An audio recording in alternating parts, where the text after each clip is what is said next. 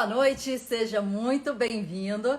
Estamos fazendo hoje mais uma live super especial com um convidado muito especial hoje. Vamos falar sobre Reiki e a sua junção com arte. Como é que o Reiki pode ajudar, né, o desbloqueio criativo, a sua inspiração, né? Vamos entender um pouquinho mais da força e do potencial do Reiki para o seu processo criativo, né? Como artista, como criativo. E se você tiver alguma pergunta, pode mandar aqui embaixo no ponto de interrogação que a gente vai fazer durante a live. Vou chamar o Daniel para participar, para dividir aqui com a gente e trocar uma ideia. Olá! Fala, Marcelinha, tudo bem?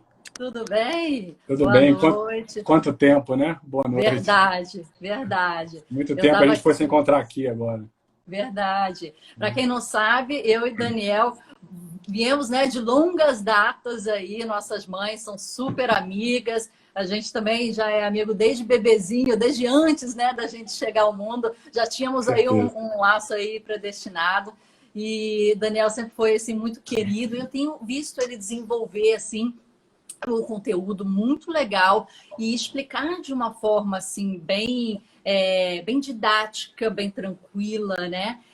O que é o Reiki? Como é que o Reiki pode te ajudar? E aí fiz um convite a ele de estar aqui com a gente, participando aqui da live, para a gente fazer uma junção entre o Reiki, que é a área do Daniel, né? O mestre em Reiki, e a arte, que é a minha área. Então a gente vai falar um pouquinho do processo criativo, como o Reiki pode ajudar a desbloquear, né, a sua criatividade, que é o grande problema aí dos artistas e dos criativos, como é que pode inspirar. E a gente vai fazer algumas perguntinhas para entender o que é o Reiki, que para mim, pessoalmente, sempre foi assim, como é que faz, o que é, né? A que se propõe, né? O que a gente sabe, assim, de conhecimento leigo, né? É que trabalha com energia, né? Mas a gente vai entender aqui com o Daniel um pouquinho mais sobre Reiki e, se vocês quiserem depois, vão passar a praticar aí. Daniel, bem-vindo. Obrigada por ter aceito aí o convite. Fico Eu que agradeço pelo convite, foi muito bom, uma surpresa extremamente agradável. Né? Tem mais ou menos uns 10 dias que a gente combinou isso aqui. Isso. E conforme você falou, pelo conteúdo que eu tenho me proposto a colocar no Insta, na minha conta, né? Sim. A pessoa até entra em contato comigo, eu acho que dá para notar que não é necessariamente uma conta comercial, digamos assim.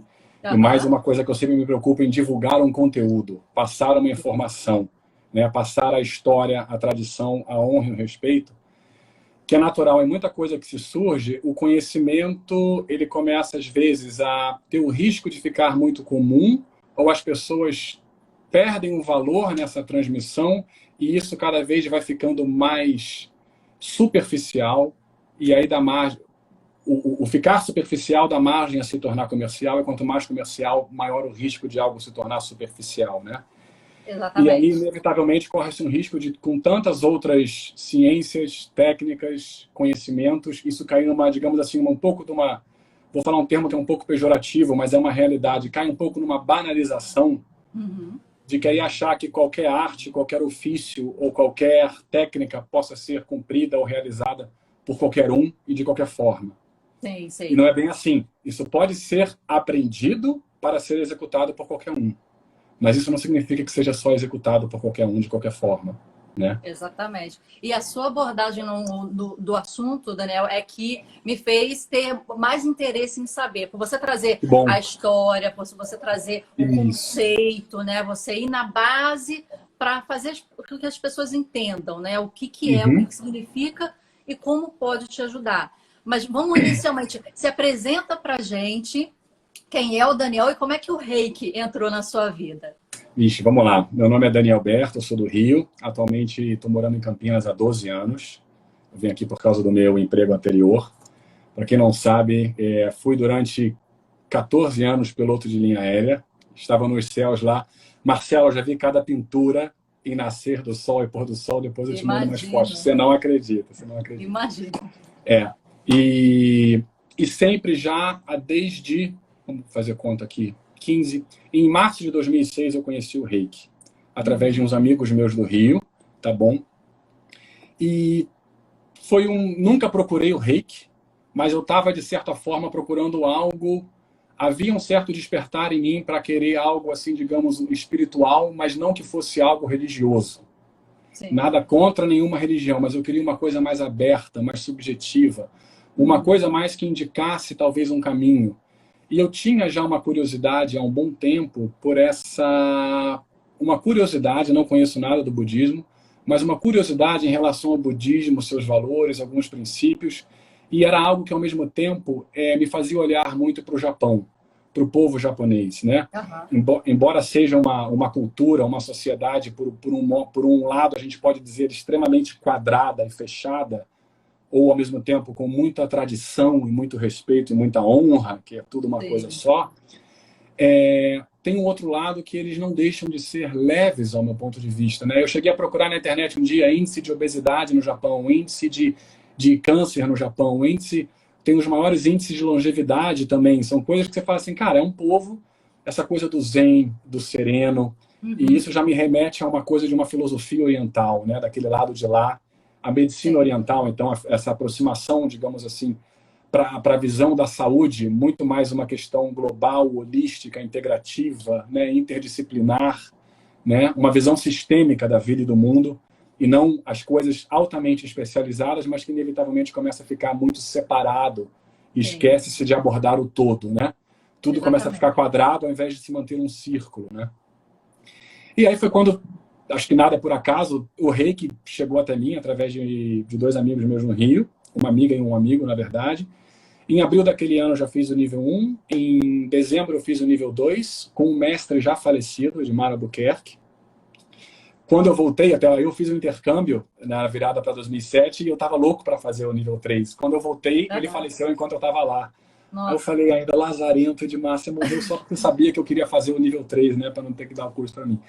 Mas aí depois, em 2008, no meio de 2008, eu tive o privilégio, a grande honra de ter conhecido a ABR, Associação Brasileira de Reiki, fundada e presidida por Thales e Claudete França, pela Claudete França propriamente dita, na década de 80, em 1989, tá? Eles são sediados em Niterói. Legal. E eu fiz o nível 1, reciclei, né? Que se fala assim, fiz o nível 1 com eles, fiz o nível 2 com eles, já em 2006, reciclando, né, com eles. Fiz o nível 3A.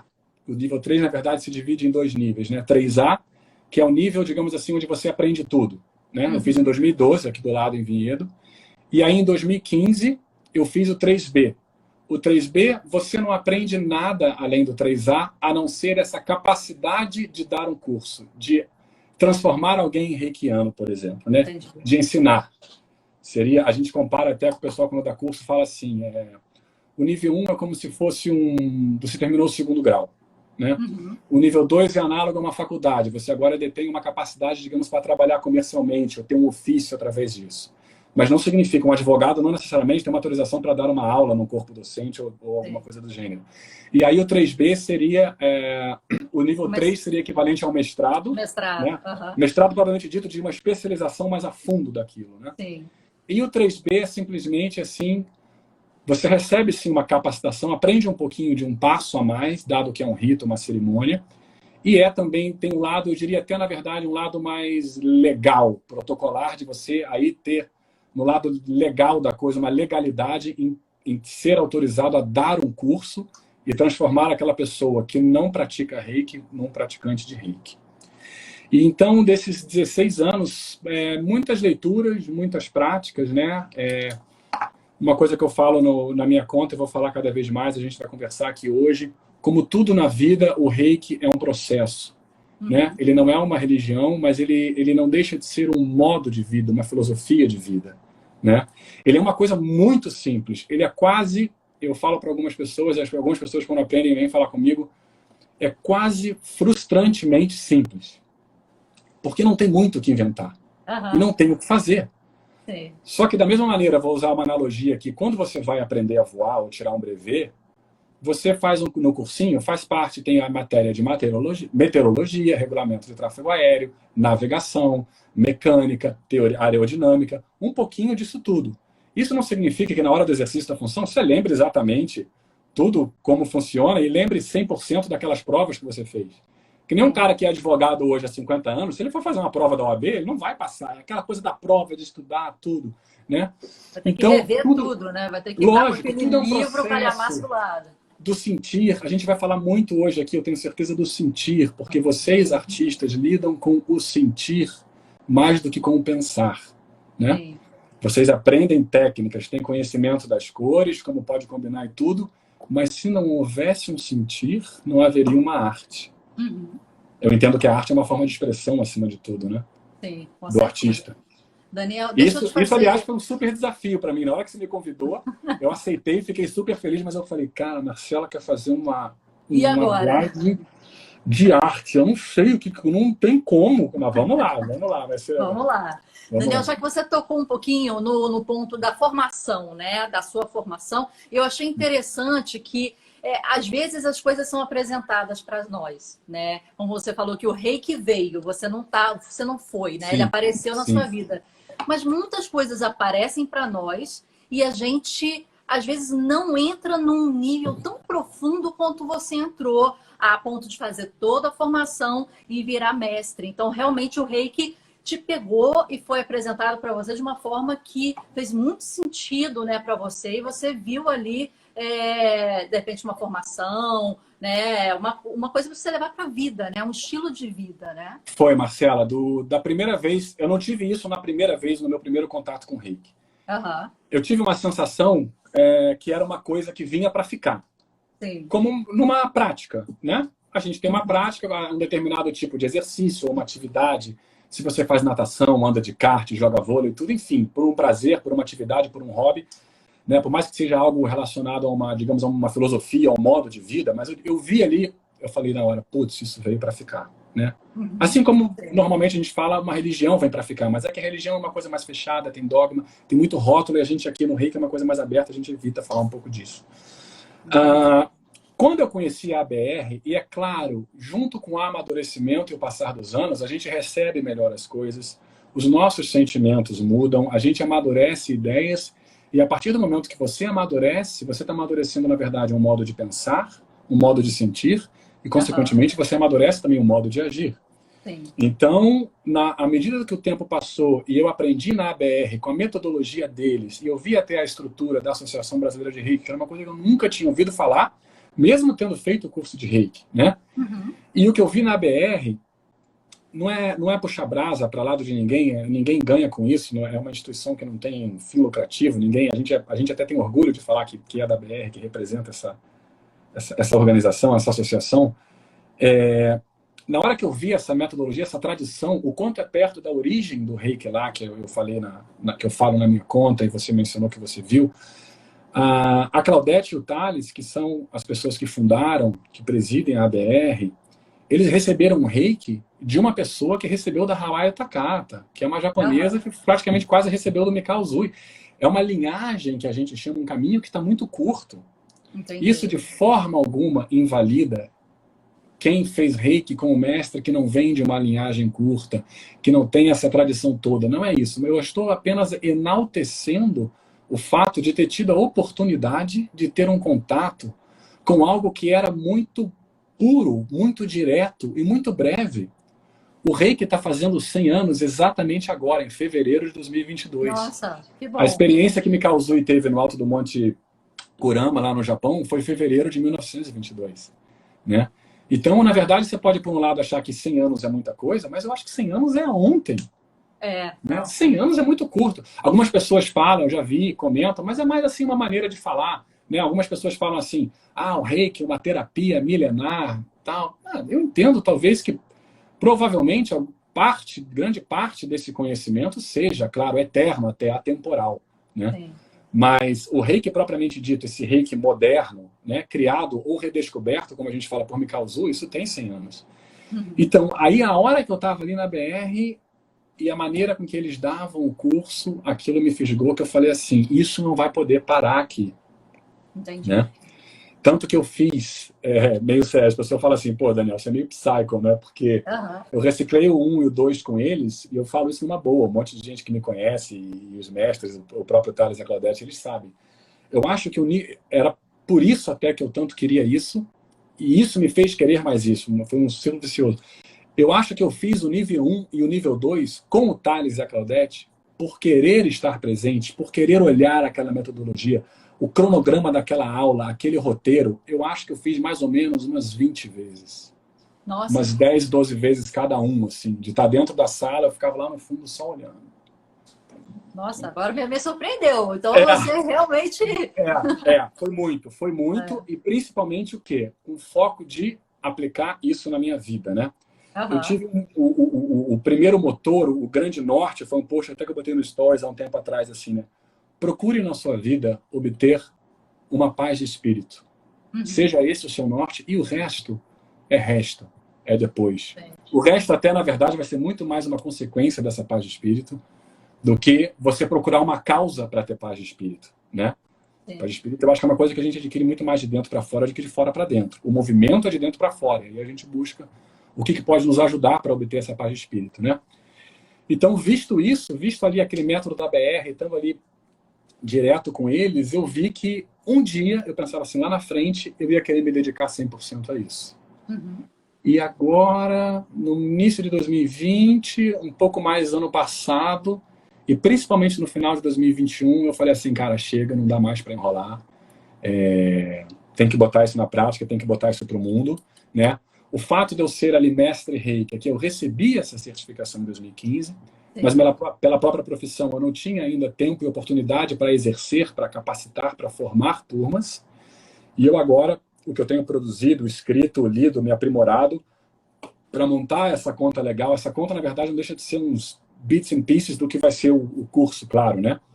E a ideia não, já agora no primeiro semestre, com certeza é que eu vou lançar o curso e aí sim formar turmas e começar a capitar todo mundo que quiser. Legal, já é um plano concreto, né? Você já está seguindo aí. Sim, tá um plano bem totalmente pé no chão e tá no visual ali, tá na frente. Por curiosidade, vai ser online, vai ser presencial? Dá para fazer online? Como é que é? Vai ser presencial. Esse é um assunto muito polêmico eu imaginei. No universo do Reiki. Tá? Eu fiz um stories há pouco tempo, até semana passada ou essa semana, sobre isso. Não acho nem que aqui é o canal, o lugar da gente discorrer sobre isso tudo, mas eu vou fazer uma analogia muito simples, de uma maneira muito breve para você, para o pessoal que está assistindo e que vai assistir depois dessa live gravada. Né?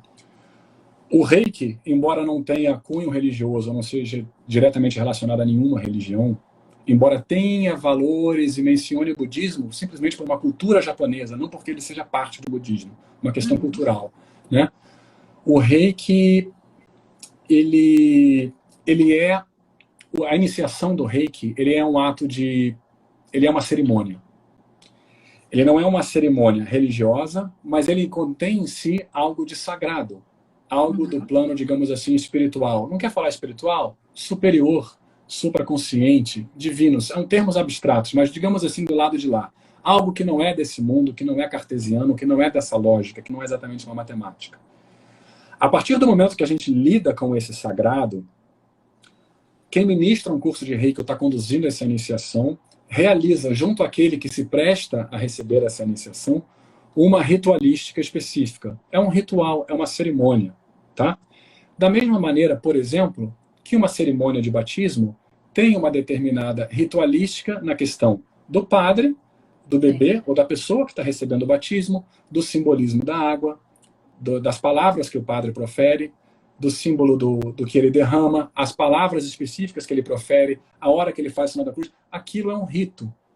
Isso não diminui nem aumenta o caso. Aquilo é uma tradição. Existe um porquê, na verdade, de toda aquela ritualística, desse sagrado.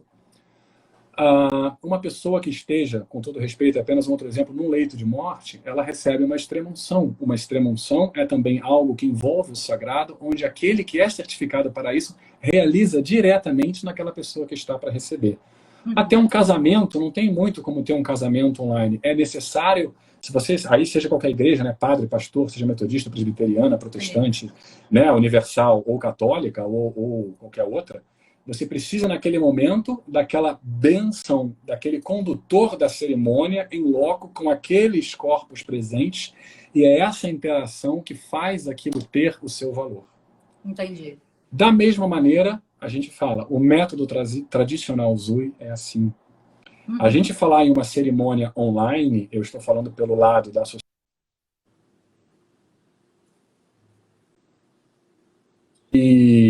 Voltou, o som está travado um pouquinho, voltou agora. Tocou aqui um número de pontos, deve ser propaganda. Eu estou falando em nome da Associação Brasileira de Reiki e nos mestres, na verdade, também, que aplicam o método tradicional Zui. Tá? A cerimônia de iniciação é uma cerimônia sagrada, onde precisa ter, quer você queira, quer não, um contato direto entre aquele que ministra a cerimônia e aquilo. Não tem como eu imaginar, eu falo sempre assim, um batismo online. Não tem como imaginar uma extrema-unção online, celebrar um matrimônio, no caso do religioso, é claro, né? Não uma online. Mas isso é importante entender, que você colocou que essa iniciação do reiki é um rito. E é um rito ter sagrado. Os seus marcos, as suas simbologias, né? Total. Muitos símbolos, palavras-chave que remontam, de novo, de 100 anos atrás, que aquele cara criou, redescobriu. Tá? Aí muitas pessoas me falam, mas você aí está invalidando todo mundo que está fazendo online. Eu não invalido ninguém. Eu falo que eu preconizo o que se conhece. Quem criou a iniciação online, e ela explodiu depois da pandemia, porque precisa do contato. Se na pandemia não tem contato, como é que eu vou ter iniciação de reiki? E não deixa de ser uma fonte de renda para muitos mestres. Não julgo ninguém, não condeno ninguém. Existem hoje em dia outros tipos de reiki. E existe o reiki do método tradicional Usui. E a única coisa que eu digo é, o método tradicional Zui não preconiza, não reconhece, não é nem que condena ou julga, não reconhece a iniciação online. Daniel, eu fiz online com o meu mestre, notei muita diferença, eu aplico nos outros, fantástico, mudou minha vida. Ótimo, siga o seu coração, continue fazendo o seu reiki. Só isso. E Daniel, para a gente entrar um pouquinho mais a fundo, aí chegar um pouquinho para a arte. Tá bom, lógico? Vamos lá. O que seria o reiki? Uma definição bem curtinha para a gente começar assim, para a gente definir. O reiki é uma técnica de origem japonesa, onde a gente consegue entrar em contato com uma energia superior e canaliza para si ou para o próximo uma energia divina ou universal. Falando bem brevemente aqui, reiki significa rei mais ki, tá? Ki é energia vital e rei é energia universal. Vou explicar bem brevemente. Ki é aquilo que o indiano chama de prana, é o que o chinês chama de chi, né? O ki é um termo em japonês, é a energia vital de todo ser vivo. Na verdade, os minerais também têm, mas num outro nível de frequência. Então, todo ser vivo é composto por um corpo físico, por vários outros corpos, mas o imediatamente mais sutil, ou além desse nosso corpo físico, ele chama-se corpo vital. Né? Ou muita gente conhece como corpo sutil, ou corpo etérico, ou corpo energético. Tá? E o que abastece esse corpo vital é o Ki, é essa energia vital. Da mesma maneira que a gente diz que o que mantém a nossa vida aqui, o nosso funcionamento desse nosso corpo físico e orgânico seria, digamos assim, uma energia calorífica, uma energia metabólica, o que mantém ou que sustenta esse corpo vital é a energia vital. E aí a gente vê que, na verdade, só existe a vida porque existe um corpo vital, tá? Na hora de que qualquer pessoa parte, o partir, ou a hora que esse corpo físico ele para e se abandona a si próprio e passa a ser entregue ao mundo mineral, entrando em decomposição, é que o corpo vital se retirou dele. Tá? Entendi. Então, ao mesmo tempo, você tem aí a energia universal, que, digamos assim, é uma energia que permeia todas as coisas. É como se fosse... Ela tem uma qualidade divina, não é que ela é Deus. A relação desse rei, dessa energia universal com Deus é a mesma coisa que comparar uma gota do mar com o oceano inteiro. Não se compara quantitativamente uma gota do mar com o oceano, mas em essência é a mesma coisa. Entendi. Uma tá? parte do todo, né? Isso, uma parte do todo. Eu gosto muito de fazer uma analogia, sempre falei em vários textos e falei nas outras lives, um exemplo muito bom do que é o rei é aquela explicação da força do Yoda, do Star Wars. Somos seres luminosos, né? Tá em tudo, a energia está na pedra, está na nave, está em mim, está em você, está dentro de nós, fora de nós, entre nós, liga tudo, não tem tempo, não tem espaço, enfim, uma coisa mais filosófica, abstrata, mas que vai muito de encontro ali com toda essa filosofia oriental de uma visão holística, sistêmica, integrativa, né? De interdependência de todas as partes da vida, não só, claro, de todas as partes e áreas do corpo, da vida, mas de todos os seres também. Tá? E na prática, Daniel, como você comentou, o que acontece para a gente entender? Como é que é a prática do Reiki em si? Bom, uma vez tendo feito o curso, você recebe uma certificação, digamos assim, uma capacitação, uma capacidade lhe é transferida por aquele tutor ou por aquele mestre, onde você, através de mantras sagrados e símbolos sagrados, ativou-se, ou a gente fala, reabriu um canal na gente, um canal em você, claro, não pertencente a esse corpo físico, e que aí você passa a ter acesso a esse plano, a esse rei. E aí, a partir do momento que você tem essa intenção e você impõe as suas mãos em tudo o que é vivo, em si mesmo, em outra pessoa, em qualquer bicho, em qualquer planta, essa energia, independente, até eu posso dizer, isso que é incrível, quase que independente da sua vontade, a partir do momento que você faz um curso de Reiki, quando você encosta em qualquer coisa que é vivo, isso começa a fluir. Não significa que imediatamente você vai sentir ou que você fica sentindo as coisas, tá? Sim. Mas isso começa a fluir. Então, quando você, na prática, quando você começa a botar a mão em mim, em qualquer lugar, bota a mão no outro, ou bota a mão em qualquer ser vivo, você canaliza parte desse rei, dessa energia universal, dessa energia do todo, dessa energia, por que não dizer, onisciente e onipotente. Ela entra em você pelo chakra coronário, nós vamos falar de chakra daqui a pouquinho, muito provavelmente, quando a gente for falar entrar mais na área da arte. Ela passa pelo nosso cardíaco, pelo coração, e essa energia canalizada, ela sai através das palmas das mãos, que são 2 chakras secundários que nós temos. Tá? E esse rei rega o ki do outro. Eu uso muita analogia com o celular, né? O que mantém o celular funcionando não são os aplicativos que ele tem e nem a atualização do software que você fez, é a carga que tem na bateria. Se não tiver carga na bateria, nada funciona, né? E a carga na bateria é o ki, digamos, é a energia vital do celular. Chega uma hora que essa carga fica baixa, dependendo do uso que você faz do celular ou até da idade do celular ou da bateria, esse ki recarrega melhor, não recarrega bem, essa bateria começa a gastar mais rápido, ela começa a perder eficiência ou vitalidade. Quando a gente pluga esse celular na tomada, é a mesma energia que o abastece, porque continua sendo uma energia elétrica. O que você mudou é a fonte dessa energia. Que aí agora, então, em outras palavras, quando a gente faz Reiki ou pratica Reiki, a gente entra em contato com essa energia superior e essa energia superior permeia essa energia vital que confere a nós, que pertence mais a esse mundo mais aqui embaixo, mais perto de nós, e é por isso que equilibra, harmoniza, relaxa, regenera, né? Não é que se você, Marcela vai participar, seja qual for o motivo, de uma mega reunião importante. Se eu fizer Reiki em você antes dessa reunião, não é que você vai estar toda sonolenta, lerda lá durante a reunião, não. Se você precisa ali naquela hora estar atenta e ter todo um desenrolar de pensamento, né? E demonstrar, apresentar um trabalho seu, você vai ter o ápice daquilo que você se propõe. Você vai ter vitalidade, seja para qual for a sua necessidade naquela hora. Agora, eu fiquei curiosa, Daniel, o que você falou que quando você faz a formação, quando você já pode, né? Como é que a gente fala? É passar o reiki ou fazer um reiki? Transmitir ou iniciar. A gente fala muito iniciar. A pessoa é iniciada ou faz iniciação. Mas quando você faz em alguém, como é que é o verbo? A gente pratica, transmitir. Pode ser praticar ou transmitir. Tá. Canalizar seria o melhor termo, Marcelo. Tá. Quando você canaliza, você falou, quando você faz essa formação, quando você já tem, né, essa consciência, só de você tocar em alguma coisa, ou estar próximo de alguma coisa, aquilo já vai canalizar ou passar a energia. A minha pergunta que ficou curiosa agora então não é uma coisa consciente? Não é consciente. Não é consciente. Não. Tá. Isso que fiquei, então é puramente... a medida do ponto que você se entrega para isso. Entendi. Mas essa é uma hora que você tem que... É bom, é gostoso até você mencionar, você se colocar. A minha identidade, a minha psique, ou meu ego agora se retira de mim. Ele passa a ser um espectador disso aqui e eu só sou um canal. Entendi. As pessoas, meus clientes que fazem comigo, que retornam, ou as pessoas que falam para mim, falam assim, Daniel, eu gosto tanto do seu reiki, eu faço questão de falar, não existe meu reiki.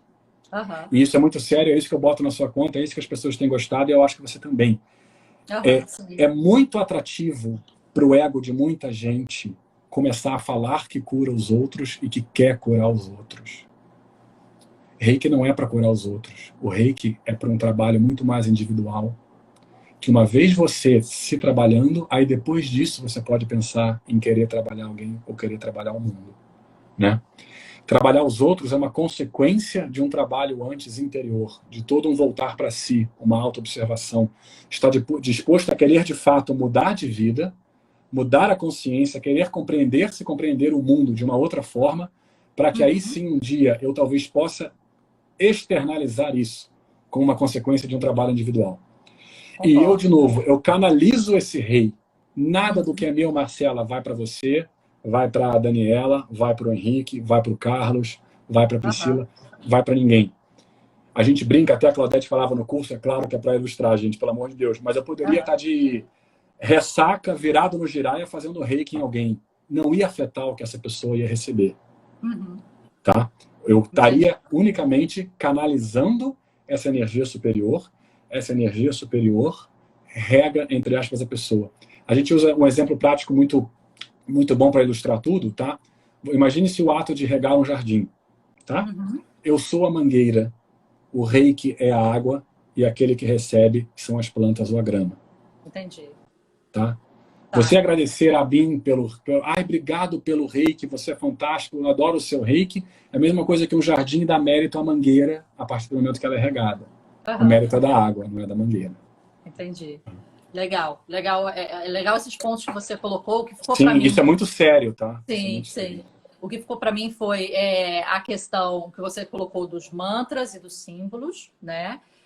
A questão que não é consciente, você realmente é um meio para isso, é um canal para isso em que você se predispõe. E eu acho que, fazendo agora todo um paralelo com a arte, né? Muitos artistas se veem assim também, né? Como um meio para passar uma mensagem, né? Para inspirar, né? Então, ele se coloca como um canal realmente, como você falou, de inspiração, de algo superior, uma grande, né, inspiração, um grande brainstorm que teve. E aquilo, às vezes, vem como enxurrada, né? E passa por você. Eu vi uma passagem muito interessante um dia de um escritor falando, e eu acho que cabe aqui. Perguntaram para ele sobre a inspiração e como é que surge. E ele falou assim, olha, eu todo dia, à mesma hora, eu chego no meu escritório, na minha mesinha, eu me preparo, eu faço todo o meu ritual e eu estou ali preparado. Porque, para mim, a inspiração é como se fosse um raio. Que ele vai vir e ele vai passar por mim, ele vai entrar em mim e ele vai sair na minha mão e pela caneta. E se eu não estiver preparado, eu posso correr atrás desse raio, que eu não vou conseguir pegá-lo e não vou conseguir essa inspiração mais. Então, a minha parte é ser um canal para que a inspiração, quando chegar, ela consiga passar e sair pela minha mão. Senão olha, sem saber, ele descreveu exatamente o que é o reiki. Isso aí é a descrição do reiki para mim. Exatamente. É bem poético. Se você não falasse nada, eu ia falar assim, você leu isso em algum livro de reiki, entendeu? Por exemplo. Mas é bem isso que você falou, Marcela. Aí tem assim, a gente sempre leva também e complementa as áreas, essas áreas de atuação que a gente tem na vida, onde a gente se aprofunda, a gente complementa aí com outras crenças e outras filosofias e outros hábitos, né? Eu tive o privilégio há poucos anos atrás de passar a ler e a conhecer sobre a antroposofia. Não sei se você já ouviu falar, que é a ciência do Rudolf Steiner, que tem até, as pessoas já ouviram falar, está na moda um pouco hoje, agricultura biodinâmica ou pedagogia Waldorf, está bem na moda, os colégios diferentes. Isso tudo são áreas de atuação da antroposofia, que é intitulada até uma ciência espiritual, né? Com o enfoque. É extremamente grande e influente na Europa, bastante nos Estados Unidos também. Está ganhando espaço mais agora aqui no Brasil. É bem maior que as pessoas possam imaginar, mas ainda tem muito para crescer. Eu até me trato com homeopatas, com clínicos antroposóficos, com medicina antroposófica. E a medicina antroposófica aborda e ensina demais sobre a realidade espiritual do ser humano. Ela aborda toda e qualquer doença ou patologia, né? A origem disso é no corpo astral, é no não físico, é claro. A doença, quando chega em nós, ela se manifesta em nós. Ela tem a sua origem em outro lugar, em outro plano, digamos assim, né? E você, como artista, e os artistas que estão assistindo e vão assistir essa live depois, Vocês são um exemplo perfeito de que vocês já sabem, e isso acho que era uma das perguntas que o pessoal botou na caixinha, que a arte é um acesso constante a um mundo não físico. Uhum. Qualquer pessoa que esteja assistindo essa live agora e ao vivo, vocês conseguem visualizar um abacaxi, vocês conseguem sentir o gosto do abacaxi. Visualizem, sintam. Sintam o cheiro do abacaxi. Isso não é só memória. Vocês conseguiram visualizar, sentir o cheiro e o paladar de algo que está completamente ausente. Isso é muito mais profundo do que a gente possa imaginar. Estar em contato com o mundo sensório, na imaginação, essa inspiração, na verdade, a gente não compreendeu ainda o que é a imaginação. Não é só um pensar, um devaneio. A gente entra em contato com... A gente se abre para essa inspiração, né? E vocês que expressam nas cores, né? Tem uma arte que pode esbanjar, denotar uma alegria extrema no quadro ou uma depressão extrema no quadro. Sim, independente se aquele cara quis mostrar uma depressão ou uma alegria, o que ele quis manifestar é algo que não é físico, é algo que é emocional. Uhum. Na verdade, toda arte é a expressão de uma emoção, numa música, num filme, né? E são coisas que não existem nesse mundo. Se vocês pararem para pensar, pensem na alegria, no amor, na tristeza, na raiva, na ansiedade. Isso não existe no mundo físico. O que existem são as manifestações dessas emoções em nós. E essas emoções não são físicas, pertencem ao mundo astral, ao mundo... Não, nós temos o corpo emocional, o corpo mental e por aí vai. Sim. Daniel, é uma coisa que eu acho que é muito recorrente para os artistas, acho que desde quando começam o seu ofício, é a questão do bloqueio criativo. É olhar aquela tela branca e travar. É subir no palco com várias pessoas te olhando e travar. É pegar um papel branco e travar. E eu acho que isso acontece diversas vezes, por diversos motivos, mas eu acho que é o grande medo, né? É você se bloquear ali quando tudo está branco, quando tudo está em silêncio, e você ter a coragem de você colocar a primeira nota musical, a primeira cor, né? E se permitir fluir dali. O Reiki pode ajudar nesse sentido a desbloquear, a destravar o artista, o criativo, nesse processo criativo? Vamos lá, sem dúvida, né? Conforme a gente falou, primeiro a gente vai falar, quando eu falei que o Reiki é um processo, né? É muito importante falar o seguinte, não é da mesma maneira quando você vai à academia com uma certa intenção de mudar o seu físico, realizar uma atividade física. Ou a mulherada vai na Nutri, querendo perder determinado peso, atingir um determinado IMC, enfim. Não é na primeira semana, não é em uma refeição que você conquista isso. Não é em uma sessão de treino que você vai, né, treinar aquilo que você tem como objetivo um dia. Tudo é um processo, é um caminhar que aí você chega lá. E veja bem, não é importante, nunca na verdade, não é nem importante se você vai chegar. O importante é o caminhar. Não muda se você vai chegar ou não. Isso aqui é legal, né? Então, o Reiki, a partir do momento que ele possa ser ou passa a ser algo frequente na sua vida, você está falando, sim, que você está tratando e trabalhando os seus chakras, os seus centros de energia. Em outras palavras, você está trabalhando as suas emoções. Nós estamos trabalhando nesse corpo emocional onde tem a casinha da raiva, onde tem a casinha da ansiedade, onde tem a casinha do medo, onde tem a casinha dos traumas, da angústia, do amor, da alegria, da comunicação, da imaginação, do pensar, do sentir, do agir, né? E ao tratar isso, esse tratar é o quê? É levar a uma harmonia, a um equilíbrio, né? Tem muitos dias que a gente acorda e a gente está down. Tem muitos dias que a gente acorda e a gente está simplesmente normal.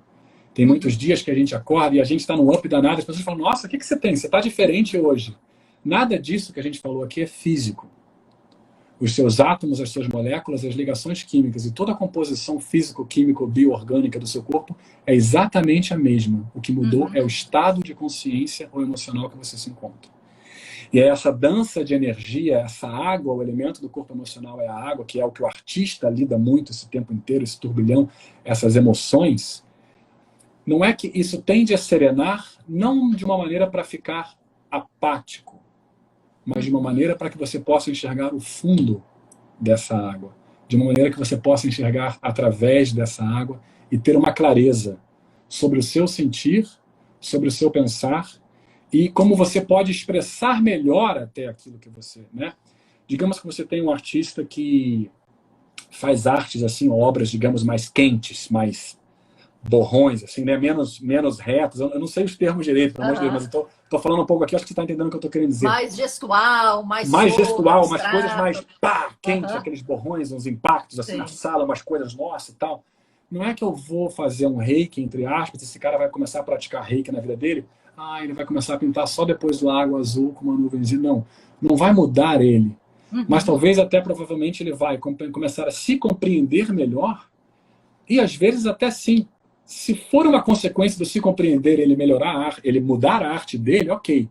Mas ele provavelmente vai aprimorar aquilo que ele faz, no sentido dele conseguir cada vez mais dentro de si expressar aquilo que ele quer.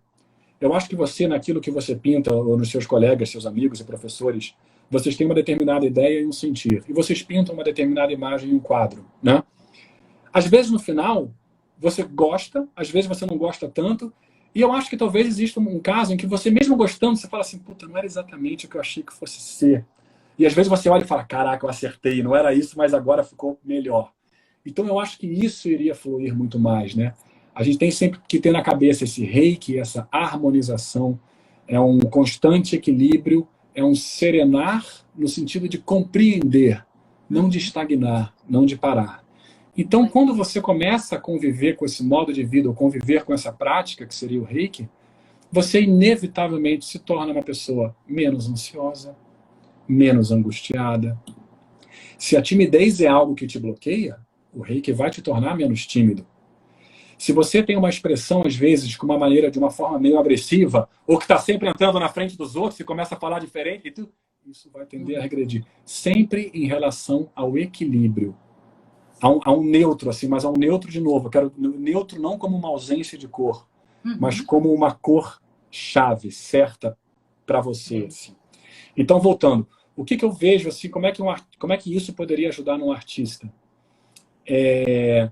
A prática do reiki, sem dúvida nenhuma, melhoraria essa autopercepção, essa autoobservação, e até de se encontrar na vida mesmo, né? Quem eu sou, olhar e começar, às vezes, a ter insights, a olhar a vida e olhar sobre si de uma maneira diferente, né? Sim. Inevitavelmente, se você começa a ser menos ansioso, aquilo que eu falei lá e tenho postado muito na minha conta, os 5 princípios do reiki, se você começa a ser menos ansioso, se você começa a ter menos angústia, menos raiva ou não aceitação das coisas, se você começa a agradecer mais que está à sua volta, você está mudando o seu entorno, pelo modo como você enxerga as coisas. Se você muda isso tudo, a gente está falando o quê? A gente está falando de uma mudança toda interna da gente, de como a gente vê o mundo e como a gente sente as coisas.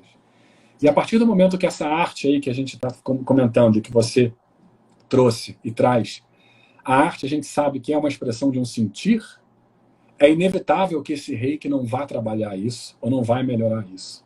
Se você fosse uma piloto de Fórmula 1, provavelmente iria melhorar a sua concentração para que você pudesse desenvolver sua máxima performance num carro de Fórmula 1. Se você estivesse participando lá daquele... se você fosse pugilista, uma luta de boxe, teria mais concentração, rapidez. Mas aí você está falando violência. Não, é um esporte. Você tem aquela harmonia para aquilo que você se designa a fazer, para aquilo que você se coloca para fazer. Né? Claro que um cara não vai fazer um reiki para fazer um mal, pelo amor de Deus. Então, né? Mas... Então, o autoconhecimento e a harmonia que você colocou iriam ajudar o artista nesse momento do bloqueio criativo. Sem dúvida, eu entendo que sim, né? Eu entendo que sim. O que é esse bloqueio? Eu acho que grande parte desse bloqueio, vê se você concorda comigo, estou pensando nisso agora, tá? É um medo de uma frustração, é um medo de um julgamento. Imagina que não houvesse nunca nenhum medo de nenhum julgamento ou que te falasse assim, você nunca vai errar. Sim. Não ia ter medo. Você não ia hesitar, você ia ser, ia fluir, né? É claro que talvez na primeira, segunda, terceira, quarta live que você fez na vida, a tua postura na câmera devia ser muito diferente do que é hoje. Sim. Não estou falando nem melhor, pior, mas era diferente, Uhum. a preparação antes, tudo e tal. Hoje já é uma coisa que flui mais, é esse fluir, né? O Breno pegou a hora de voo, você praticou, você Uhum. desenvolveu essa habilidade e isso passou a fazer parte da sua vida. Então, à medida que você começa a compreender e aí começa a ter menos medo, ou entender que o medo não leva a lugar nenhum, entender que esse medo não é você e nem parte de você. O medo surge na gente, o medo surge em você, né? Eu falo lá, então, se todo mundo, ou na hora que você tem um bloqueio, assim, você dá uma respirada, só meio que pensar um pouquinho assim, não, vai estar tudo bem, está tudo certo, eu vou fazer o que eu tenho que fazer, eu não preciso ficar pensando se vai dar certo ou não. Né? Deixa fluir. É lógico que é fácil falar de fora e na hora H muda um pouco, mas eu acho que é um exercíciozinho ali, de um pouco de todo dia, de lembrar disso, de dar uma respirada. A Claudete falava muito, né, não precisa saber técnica e praticar religião nenhuma, mas se Uhum. todo mundo, toda vez que fosse falar ou intervir ou dizer alguma coisa, parasse e desse uma respirada só funda, o mundo ia ser um lugar bem diferente, com certeza. Sim. Com Aqueles certeza. 3 segundos, né, que você dá. Nossa, com certeza. Com certeza. E eu acho que esse binômio do medo e coragem, então, é realmente muito importante, né? E está sempre muito presente. Eu acho que tem Sim, aquele artista realmente que vê a tela em branco e trava. Por quê? Porque tem medo de como vai ser julgado. E aí vem a minha próxima pergunta. O artista ele sempre se coloca numa posição, né, de se desnudar e de se colocar à frente das pessoas, para crítica, para público. Então, ele se descortina para mostrar um pouco de si, ou para deixar transparecer um pouco de si. O que muitas vezes o profissional que está trabalhando no Excel, num escritório, né? Se ele terminar uma planilha, ele não necessariamente precisa trazer a sua emoção a isso, né? Quanto um ator, por exemplo, que está no sim, palco, né? Em que ele diferente. vai entregar o seu corpo, vai se servir como um canal e vai passar ali toda a sua emoção através, né, Através de si, né? através de si. Ou o artista, ou o poeta, por exemplo, o músico que vai tocar aquela, né, que vai dar aquela emoção, aquele impacto. Então, você se colocar nessa situação que você tem que ter uma autoestima muito grande, né, para você também não bater ali com a questão do medo, da crítica. Como é que você se prepara para essa posição? Né? Como é que você se prepara para estar forte, para estar tranquilo, para estar cheio de si e não se deixar abalar, né, por essas coisas, já que você é constantemente no seu dia a dia colocado à prova, né? Colocado Uhum. numa posição de julgamento de terceiros, por exemplo. É uma pergunta bem, é uma colocação, uma pergunta para a gente discutir bem profunda, né? Eu acho que só isso daria aqui, pô, 20 horas de conversa, quase uma vida inteira. Eu acho que para chegar nesse ponto, claro, primeiro de tudo, inevitavelmente, independente de qual seja a sua preparação, o Uhum. colocar-se para essa prática é algo que vai sedimentando, né? Nem que Sim. seja, vamos falar a grosso modo aí, de uma forma bem empírica, bem crua, tentativa e erro. Tentativa Uhum. e erro. Tentativa e erro. Erro entre aspas, não precisa errar, mas é uma questão de se colocar nessa situação repetidamente, independente do conteúdo da sua live. Hoje, quando você se coloca para uma live, você está mais leve, mais natural. Uhum. Independente, entre aspas, se a live vai ser exatamente o que você queria ou não, né? E é mais ou menos isso que a gente está falando. A gente não está nem tratando do conteúdo do artista, mas esse se colocar para externar Isso. esse conteúdo, né? Que é Aham. o que traz esse medo, essa coisa da aceitação, da hesitação e da ansiedade. Mas eu acho aí, Marcela, que é mais um... É meio que... Comigo foi muito assim, em relação à minha vida, em relação aos medos que eu tinha, às ansiedades que eu tinha, aos Uhum. traumas, entre aspas, que eu tinha, tá? É procurar ferramentas, e a ferramenta que eu encontrei muito foi o Reiki, e procurar ler ou aplicar determinados conceitos chaves mesmo na minha vida, né? Em relação... Eu vou usar um exemplo aqui, tá? Que tá lá na minha conta, mas é porque vai ser a melhor resposta que eu vou te dar para você, que eu vou dar para Sim. você. Os 5 princípios do Reiki são: hoje eu abandono minha raiva, hoje eu abandono minhas preocupações, hoje eu agradeço todas as minhas bênçãos, hoje eu sou honesto no meu trabalho, hoje eu respeito, sou gentil com todos os seres vivos. Ponto. São 5 princípios. Isso, na verdade, vai muito além do significado dessas palavras. Mas Mikao Usui, quando criou esses 5 princípios, com esse conhecimento do significado além dessas palavras, ele denotava a importância de você mentalizar isso todo dia, de você recitar isso todo dia, de você exercitar isso todo dia, falar isso ao início do dia e ao final do dia. Porque você, repetindo isso, seria quase que inevitável, não teria como não, às vezes começa a ficar automático, quando você se aborrece ou tem o medo, você lembra desses 5 princípios na hora. Você lembra daquele, opa, não vou me aborrecer, não vou ficar com medo, o medo não traz nada. É claro que aí tem uma leitura de uma filosofia ou um psicólogo, a gente vai falar mais na frente, mas O Poder do Agora é um livro que foi um grande divisor, a maior leitura, a leitura que foi o maior divisor de águas na minha vida foi O Poder do Agora. Legal. Mas eu já estava ali mais ou menos praticando um reiki, eu acho que eu tive assim mais ou menos um solo um pouco preparado para receber o conteúdo daquele livro. Claro que cada um pode ler, mas é um livro para ter na cabeceira, assim, você uma vezinha por ano, é uma leitura rápida, bem legal. E você entender que todos essa angústia que você falou, essa hesitação e esse bloqueio como uma forma de ansiedade e esse medo de um fracasso, é um medo de um fracasso, né? O que vão falar de mim? Vai sair como eu quero? Você está projetando essa mentezinha, essa cabeça nossa lá na frente. A gente está deixando de simplesmente, você estudou, você faz aquilo, você treinou. Só faz de novo o que você fez até agora. Não precisa ficar pensando se vão aceitar, só repete, né? É só assim, só repete. Então, você repetir se auto-educar através da disciplina, lembrar, né? De entender que essas emoções estão atreladas ao tempo. O que eu quero dizer com isso, né? Medo é uma coisa que está associada ao futuro, né? A raiva é uma coisa que está associada a um passado. Verdade. Eu falo, medo é sempre futuro, raiva é passado. Você não tem raiva de algo que não aconteceu. Não, eu tô com muita raiva dele que ele falou que vai fazer mal para aquela mulher. Não, você tá com raiva que ele falou isso, ele não fez mal ainda. Você não tá com raiva do mal que ele vai fazer, você tá com raiva do que ele te falou. Você tá com raiva do que você soube, não do que ele vai fazer, né? Você fica ansioso e preocupado pelo que ele possa fazer, né? Diferente. Quando a gente agradece, aí a gente para, né, de olhar para frente, olhar para trás e ver o que está à nossa volta. A gente aí é capaz de perceber e falar, não, cara, eu tenho isso, minha vida está assim, está tudo bem, eu não preciso me preocupar e não tenho que ficar olhando para trás para aquilo que passou, né? O tempo serve, sim, para a gente se planejar, para planejar uma live, para você entregar um trabalho. É um tempo mais, assim, cronológico de você ter uma rotina, ter uma disciplina e encaixar a sua vida, muito mais do que viver preso pela emoção de um futuro ou pela emoção de um passado, né?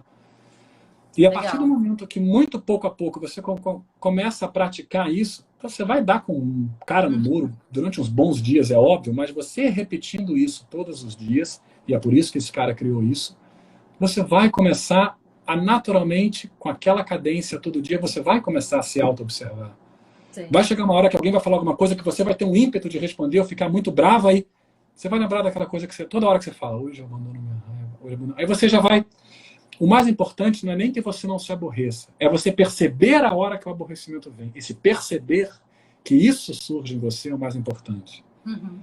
Esse perceber na hora que você vai ter um medo, ai meu Deus, agora o que vai ser? Ela falou que vai ter... Vou trabalho, aquela pintura, não sei se ela vai gostar, ela falou que ela queria uma pintura assim, assim, assada, eu prometi que eu vou fazer amanhã para ela, não pintei nada agora, eu não tive... Você não está focado no trabalho, você está focado no que você está focado no fracasso. Isso é uma coisa que eu falo que, então, são palavras e termos que eu acho que as pessoas que ajudam o nosso pensar, né? Quando a gente mantém a nossa visão num medo, ou numa angústia, numa hesitação, isso serve aí principalmente, por exemplo, do bloqueio dessa ansiedade, né? Quando o cara bloquear, ou se ele tem isso frequente, eu bloqueio porque eu tenho muito medo do fracasso, eu tenho medo do julgamento. Quando a gente tem muito medo de uma coisa, ter medo é focar a atenção no que a gente não quer. Né? Então, quando a gente tem medo de alguma coisa, e o que a gente fica vendo com esse medo é aquilo que você não quer, o que eu falo, um estado não desejável. É a frustração, é a decepção, é o fracasso, ou o erro, seja o que for, intencional ou não. Mas você acaba mentalizando e empoderando aquilo que você não quer. Você já cocria o que você não quer lá na frente. Sim. Isso é muito sério, isso é muito importante. Então, se você já tem... você traz isso, né, para o seu Você presente. traz isso, você traz isso, né? E isso é sério, parece uma coisa, às vezes, boba ou sutil, não vou ficar... não estou falando que é muito fácil de fazer. Sim. Mas estou dizendo que, e é engraçado que é muito mais inerente ao ser humano a gente ficar com essa imagenzinha do fracasso na nossa frente, do que a gente falar assim, vai dar tudo certo, eu faço meu dia tudo certo, eu planejo, eu treinei, tá tudo bem. Por que a gente não pensa assim? Por que é o fracasso que a gente vê? Por que é essa ansiedade que toma conta? Ao invés de você falar assim, não, vai ter amanhã o trabalho, mas eu ainda não fiz. Amanhã de manhã eu vou pegar isso, aí eu pinto, tá tudo bem. Por que não é esse o instinto natural? E a partir de uma determinada compreensão, uma disciplina, seja o que for que você faça, ou doutrina que você tenha, ou sua fé, ou o seu modo de vida, isso começa a ser muito mais dominante do que esse medo, do que essa angústia, do que... A gente tem que ter consciência dos problemas, né? Consciência dos riscos. Sim. Não é que você vai fechar o olho para qualquer coisa que possa, não, pelo amor de Deus. Sim, o medo é importante até medo dosado, é importante. né? Você escuta e sabe que tem medo. Você tem medo, essa é muito legal. Você tem medo, não é o medo que te tem. Tenha o medo. Boa. Mas olha, tá aqui. Tá, não, mas eu preciso. Não, aqui. E à medida que você vai refletindo, esse cara... Não, tá. Daniel, fala sério, mas você consegue fazer isso? Cara, desculpa, hoje eu consigo. Não foi sempre assim, inclusive foi o motivo pelo qual eu resolvi buscar algo desse tipo, né? Eu gostei muito desse comparativo que você fez com a linha do tempo e com essas emoções, né? Quem olha para o passado está muito ligada à raiva, sentimentos frente ao que já aconteceram. Quem está presente no seu presente está realmente entendendo aquilo como um presente, está agradecendo. É por isso que chama presente. Entendeu? Exatamente. E quem está preocupado, quem está com medo, é porque ele está projetando um futuro e está trazendo ele para a sua realidade, nas suas energias. Então, você está empoderando e você está doando a sua energia para aquilo que você não quer. Isso. E quando você está preso no passado, você está empoderando e perdendo, ou cedendo, ou doando a sua energia para aquilo que já não mais é, para aquilo que já foi. Entendi. Né? Pode parecer um pouco confuso ou filosófico, mas eu acho que se todo mundo parar para pensar um pouquinho nisso, você tem um princípio de compreensão. Sim. E não é esse princípio de compreensão que vai mudar o seu modo de vida de uma vez, mas se toda vez que você começar a refletir um pouquinho sobre isso, isso vai começar a acontecer e você naturalmente vai começar a lembrar um pouquinho sobre isso e essa coisa aí vai voltando a um equilíbrio de tipo assim, não é isso que está tomando conta, não é isso que prevalece, né? Por mais que nós estejamos presentes, né, agora, nesse momento, eu acho que o grande desafio é realmente estar presente no presente, porque eu acho que a gente fica tentando pular, estar presente, né? É o poder do agora, por isso que o nome do livro é o poder do agora, né? Por isso que o Buda, por isso que o budismo fala tanto em foque no agora, foque no agora. Só que as pessoas, assim, eu acho que a gente banalizou tanto esse termo do agora, foco no agora, na verdade virou muito mais um jargão e uma coisa do que, de novo, o que eu busco nas minhas leituras, o que eu busco na minha conta é passar esse conteúdo, tentar passar para todo mundo como talvez ir atrás dessa compreensão, né? Eu vou falar uma frase que é do Rudolf Steiner, que eu gosto muito, tenho certeza que você vai gostar, que às vezes algumas pessoas falam assim, mas você às vezes sempre está tentando entender tudo. Sim, eu estou tentando entender tudo porque eu quero, entendendo tudo, eu posso ser melhor em relação a tudo. Não é querer entender exatamente tudo, como tudo funciona, mas é me entender melhor. E Steiner tem uma frase que é muito bonita, né? Uma coisa é a gente ter uma fé, o conjunto de crenças, né? E você ter uma devoção a isso, seja qual for a prática, a religião, ou até você pode ter uma fé, não necessariamente nenhuma religião, né? E isso pode ser regado ou não. Você querer compreender esse outro lado, ou a si mesmo, ou até brincar de explorar essa fé, não é diminuir essa fé. É você, muito pelo contrário, quanto mais você compreende, essa fé pode muito mais aumentar, gerar frutos e proliferar. Né? Enfim, a frase que o Steiner fala, que eu gosto muito, é: a verdadeira contemplação vem da compreensão. Quanto mais eu compreendo alguma coisa, eu mais sou capaz até de admirar essa coisa. Né? Você, uma mãe, uma pessoa que tem... Como é que é a visão da vida de um jovem, de um adolescente, a visão da vida de um cara de meia idade, que tem 2 filhos, que tem o que é um pôr do sol, o que ele tem para refletir, o que ele compreende da vida depois que você tem, digamos assim, 2 filhos, passou por uma paternidade, teve que mudar de emprego, caramba, cara, vamos lá.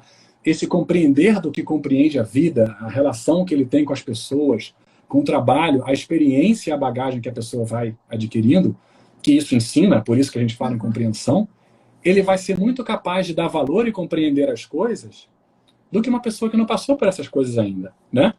Por isso que o jovem, né, isso é muito da antroposofia, por isso que o jovem é assim, vambora, mete a cara, não dá nada. Ele é muito mais imediatista, vambora, ele não tem aquele medo, ele não tem bagagem, então ele pum, pum, pum, pum, pum. Ele não aprendeu muita coisa e tem um lado positivo, que é para você se atirar e começar a aprender mesmo, senão também você fica retraído, né? Mas eu acho que o amadurecimento é muito isso, né? O amadurecimento é você transformar o que você viveu num conhecimento, né? Sim. E eu acho que quando você se conhece ou você compreende, principalmente a si mesmo, né?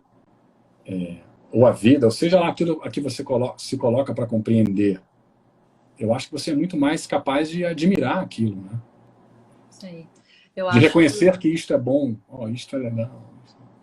Você falou da percepção e levar ao conhecimento, mas eu ainda coloco de tirar do conhecimento e colocar na prática, né? Eu acho que... Sim, seria um próximo passo, isso, com certeza. A prática é uma consequência desse conhecer. Sim, sim. Sem dúvida. Aí eu acho que é um grande desafio, porque tem muita gente que vai adquirindo, vai lendo, vai, né? E depois não coloca para fora o que aprendeu realmente, não internaliza, não faz esse processo, né? De sair daqui e vir para as mãos, né? De repente. Sim. Literalmente. Ô Daniel, vou fazer a última perguntinha aqui, minha direta para você. Depois a gente vai fazer umas perguntas que foram enviadas nas caixinhas durante a semana. E você que tem perguntas, pode colocar aqui embaixo no ponto de interrogação, manda para a gente, que a gente vai fazer agora para o Daniel e trocar essa ideia. E aí depois, ao final, a gente tem só umas rapidinhas e a gente encerra a live. Mas vamos continuar, que o papo tá bom. Vamos embora. A gente veio aqui num período muito difícil, né? Acho que cada um viveu a sua pandemia particular, né? A gente sente que foram em níveis diferentes. Você comentou assim, pais que têm filho, pessoas que tiveram diversos problemas. Em diferentes níveis. Mas na vida a gente passa por momentos de turbulência, né? Em que o nosso emocional abate, em que a nossa capacidade mental, de repente, é desafiada, em que a gente se coloca numa situação de escassez, de repente, né? Ou de perdas. Nesse momento, que é um momento, vamos colocar assim, um extremo, né? Que você está no seu limite, passando por muitas dificuldades. Como o Reiki pode chegar aí para te ajudar? Existe algum pensamento mestre que vai te nortear? Existe alguma prática específica que pode te ajudar nesse momento? Eu pergunto isso porque você tem seu trabalho independente de qual for, né? E aqui eu estou falando com artistas, com criativos, mas vamos abrir um pouquinho aí e você precisa focar, você precisa continuar entregando, performar, só que a vida acontece, né? Os problemas, a família, o filho... A gente é ser humano, né? Somos humanos, né? Isso exatamente. É ser humano, né? E você tem que voltar para lá e executar, focar e executar. E como é que o Reiki pode ajudar nesse momento? Em que você tem que saber colocar sua cabeça no local, apesar de estar passando por tudo, né? Por problemas, né? Você, como é que você vive apesar? Muito bom. Eu vou começar primeiro falando uma coisa muito simples aqui. Em relação a uma prática específica, não existe, tá? Okay. O Reiki é meio que o Reiki.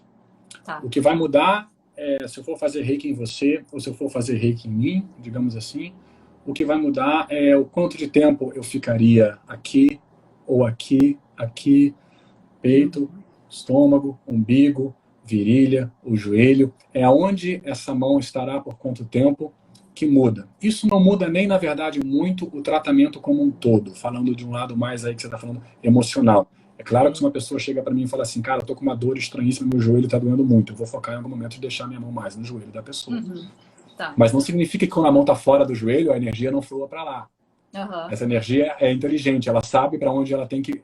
Aquele lugar que está com desequilíbrio, todo sintoma é um desequilíbrio negativo, e vai, digamos assim, chupar, absorver essa energia, já vai para lá automaticamente, completamente inconsciente, tá? Tá. Então, uma prática específica meio que não existe. O que eu quero dizer com isso? É simplesmente fazer um reiki, tá? E agora, como é que essa prática do reiki, então, pode ajudar num momento como esse, nesse dia a dia? Quando você foi falando, cara, tivemos perdas, estou esgotado, pessoal, todo mundo que tem filho pequeno aí, acho que sentiu muito mais falta do colégio presencial do que as próprias crianças, né? Os pais tendo que trabalhar e todo mundo em cima, todo mundo do lado, tendo que dar atenção, né, para os filhos. Ou o risco de ter pessoas mais idosas mesmo, algum parente, ou pessoas com alguma comorbidade dentro de casa, uma situação delicada e muito incógnita, cada hora, independente, pelo amor de Deus, de qualquer corrente política, filosófica, cada hora dizia-se uma coisa, é um vírus novo, é um vírus agressivo. Ninguém sabia de nada, ninguém sabe a fundo de nada direito ainda. É uma novidade muito grande e assustadora, porque é assustador, né? É claro que é assustador. E aí, como é que o reiki pode ajudar isso? Então, o que a gente estava falando? Perdas, desemprego, você citou a palavra esgotamento, eu tenho que focar, eu estou cada vez mais o quê? Cara, eu não estou aguentando mais. Sim. Você está perdendo vitalidade. Essa carga do Ki, a carguinha da bateria do seu celular entrou no vermelhinho. Lembrei. Né? Como é que esse nosso Ki o nosso Ki é algo unicamente individual, particular, brincando assim, intransferível, né? A sua energia vital é sua. E ela oscila com o quê? Com a sua alimentação, com os seus hábitos, com a qualidade do seu sono. Também se você sente muita raiva, se dá muita alegria, se você cuida de você, né? Esse Ki, ele oscila. Ele está bem... quando ele está muito... em outras palavras, quando ele está muito baixo, é um exemplo perfeito de que a imunidade baixa, vem uma amidalite, vem uma febre, vem uma virose, vem um Covid, vem uma outra coisa, seja lá o que for. Em outras palavras, qualquer manifestação de uma doença, seja qual for o porte da doença, de uma dor de garganta, um câncer, é um desequilíbrio do sistema imunológico, na verdade, um desequilíbrio do corpo energético e emocional. Né? E a gente aqui, você falou, veja bem, você falou só de questões emocionais. É o esgotamento, é a pressão no trabalho, que é a vida. E é por isso que a gente esgota. A gente não esgota nem... O esgotamento ao qual você se referiu não é um esgotamento de você correr na esteira 1h30. É um esgotamento interior, de sentimento energético, emocional. E o reiki, por ser uma terapia energética, digamos assim, do lado de lá, e que trabalha verdadeiramente nesse corpo emocional, nesse corpo mental, e seus efeitos se manifestam no corpo físico, é isso que vai sustentar essa coisa. A partir do momento que eu vou regar esse meu Ki, eu vou regar a minha vitalidade, a minha totalidade com o reiki, eu vou passar a ter mais harmonia, eu vou passar a ter mais aceitação das coisas que estão acontecendo, eu vou passar a ter menos ansiedade sobre aquele quadro que eu estou vivendo, eu vou passar a ter mais um autocuidado de chegar naquela hora que a gente fala assim, cara, para, e se eu continuar assim, eu vou enlouquecer. Sim. Porque você, de novo, é uma questão de autoconsciência também. Você não vai conseguir mudar o seu entorno. O mundo inteiro está numa pandemia. Né? Digamos assim, o mundo inteiro estava numa pandemia. Não é só você que está ferrado naquela hora, naquele apartamento. O teu prédio inteiro está ferrado, o bairro, a cidade. Então, assim, o que eu posso fazer com isso? Já está. Então, o que você pode fazer, na verdade, é muito mais procurar mudar como você lida com isso do que mudar esse entorno. Porque, nesse caso, mudar esse entorno você não vai conseguir. É alheio a você. Então, o que me compete é eu mudar em relação aos fatos do que eu querer mudar aquilo que está na minha volta. Né? E nessa prática do reiki, que ele melhora muito, por exemplo, o sono, a qualidade do sono. E uma coisa leva a outra. Se ele melhora o sono, ele melhora a tua regeneração, ele melhora N processos bioquímicos seus, você acorda com mais vitalidade. A partir do momento que você acorda com mais vitalidade, dormir melhor, você é capaz de executar um bom trabalho, pensar melhor ali. Você vai ter mais prazer e mais facilidade em cuidar de si, manter uma alimentação, manter um exercício, né? Você vai parar de, digamos assim, ficar o tempo inteiro imaginando aquele filminho ruim e parar, talvez, que já muda muito, né, Marcelo? A gente não falou esse verbo aqui ainda hoje, mas vai parar muito de reclamar. Tá, sim. Quando a gente reclama, a gente está verbalizando um negócio que a gente já sabe. Só que não vai mudar a situação você ficar reclamando isso. Reclamar é clamar algo que já está e já é. Haja, não reclame, né? Ou se não tem nada para agir, melhor ainda, para de reclamar. Aquela brincadeira que a gente fala, né? Se não tem problema, se não tem solução, não tem problema. Né? É claro que é pouco fácil de falar de fora, mas no fim das contas, em algum momento, se você fizer uma sequência de auto-pergunta aí para uma situação dessa, você vai falar, cara, eu posso fazer alguma coisa em relação a isso? Não. Então, ou melhor, o que eu posso fazer então em relação a isso? Eu vou ver que não posso mudar isso, mas é de novo, de dentro para fora, né? Então a prática do Reiki vai me transformar, vai fazer com que eu seja mais sereno, vai me fazer ser capaz de aceitar melhor as coisas que acontecem, de enxergar um todo, assim, quase como se um auto-observar, né? Eu não vou ficar só vendo a vida através unicamente da minha tela mental, dos meus olhos, eu, Daniel, e tudo que acontece, e olhar mais uma coisa assim, não, cara, o mundo tá assim, a cidade, mas a minha família tá bem, eu tô no meu apartamento, casa própria, ainda tenho coisa. Se você olhar bem, está tudo bem, freia, para um pouco essa ansiedade, e é isso que o Reiki, sem dúvida nenhuma, ele iria contribuir a fazer, a serenar, a acalmar, e aí quando a gente acalma, serena, ou dá essa santa, a Claudete falava muito isso, né? Dá o eixo. Quando a gente dá essa centrada, é que a gente é capaz de agir, né? Entendi. Eu vou falar um termo aqui, tem tempo não de falar uma coisinha? Tá, vamos. Eu ia falar um termo aqui que é um post que eu vou fazer no futuro, talvez semana que vem. O Reiki dá muita direção para a nossa vida.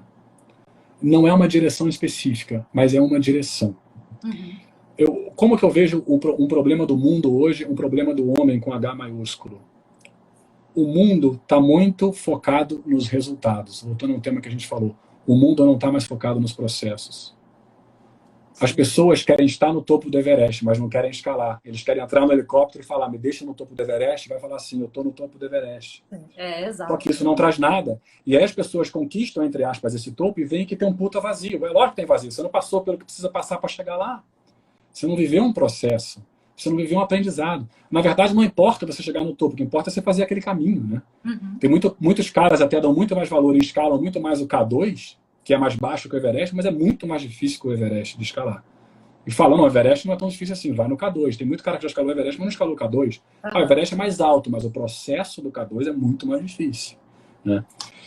E eu acho que o Reiki dá uma direção. O que eu quero dizer com isso? Para ilustrar. O mundo está hoje focado e preocupado e querendo só velocidade. As pessoas querem ter tudo logo. Me dá um desespero. Vou falar um negócio aqui que é meio polêmico. A quantidade de pessoas que anunciam formação em Reiki em um fim de semana. Paga aqui R$200, torne-se um mestre Reiki em um fim de semana. Eu falo assim, uma formação fast food, né? Tipo, a gente tem um grupo de mestres da ABR, assim, que fala assim, cara, olha o que esse cara postou. Não citando nome, não cita, olha isso aqui. Que a gente fala assim, cara, meu Deus. E a gente fala, ilumina ele, ilumina esse cara, ilumina as pessoas que vão fazer esse curso, que não estrague ninguém. Porque o meu medo, sinceramente, eu vou falar, é a pessoa que faz esse curso, aí amanhã abre uma sala no consultório, bota na porta mestre Reiki e às vezes não sabe o que está fazendo, não viveu um processo, né? Existem idades mínimas para você fazer um mestrado, existe um período mínimo de interstício entre os níveis de Reiki, você tem que viver. Você não chega, no começo, você fez design, eu não sei, desenho industrial, o que você fez, Mar? A minha formação é comunicação social, publicidade. Você fez comunicação. Você no primeiro mês de aula, você não queria pegar o diploma. Se lhe oferecesse, você não ia querer. Você falava, não, eu preciso desses 4 anos. Eu preciso aprender isso aqui para trabalhar com isso. Né? Não é. Então, quando eu falo assim, o mundo carece de direção.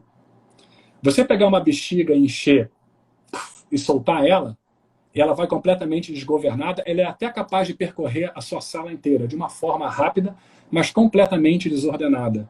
De uma maneira que é imprevisível você pensar ou perceber aonde que essa bexiga vai chegar, como que ela vai chegar. Não existe uma ordem, não existe um padrão. Mas você, quando tem a direção certa, já não importa a velocidade que você vai, porque você já está na direção certa. O mundo precisa de direção. Viver processos, criar processos para si, é aprender a caminhar numa direção. É ter uma bússola. Né? É não ter pressa.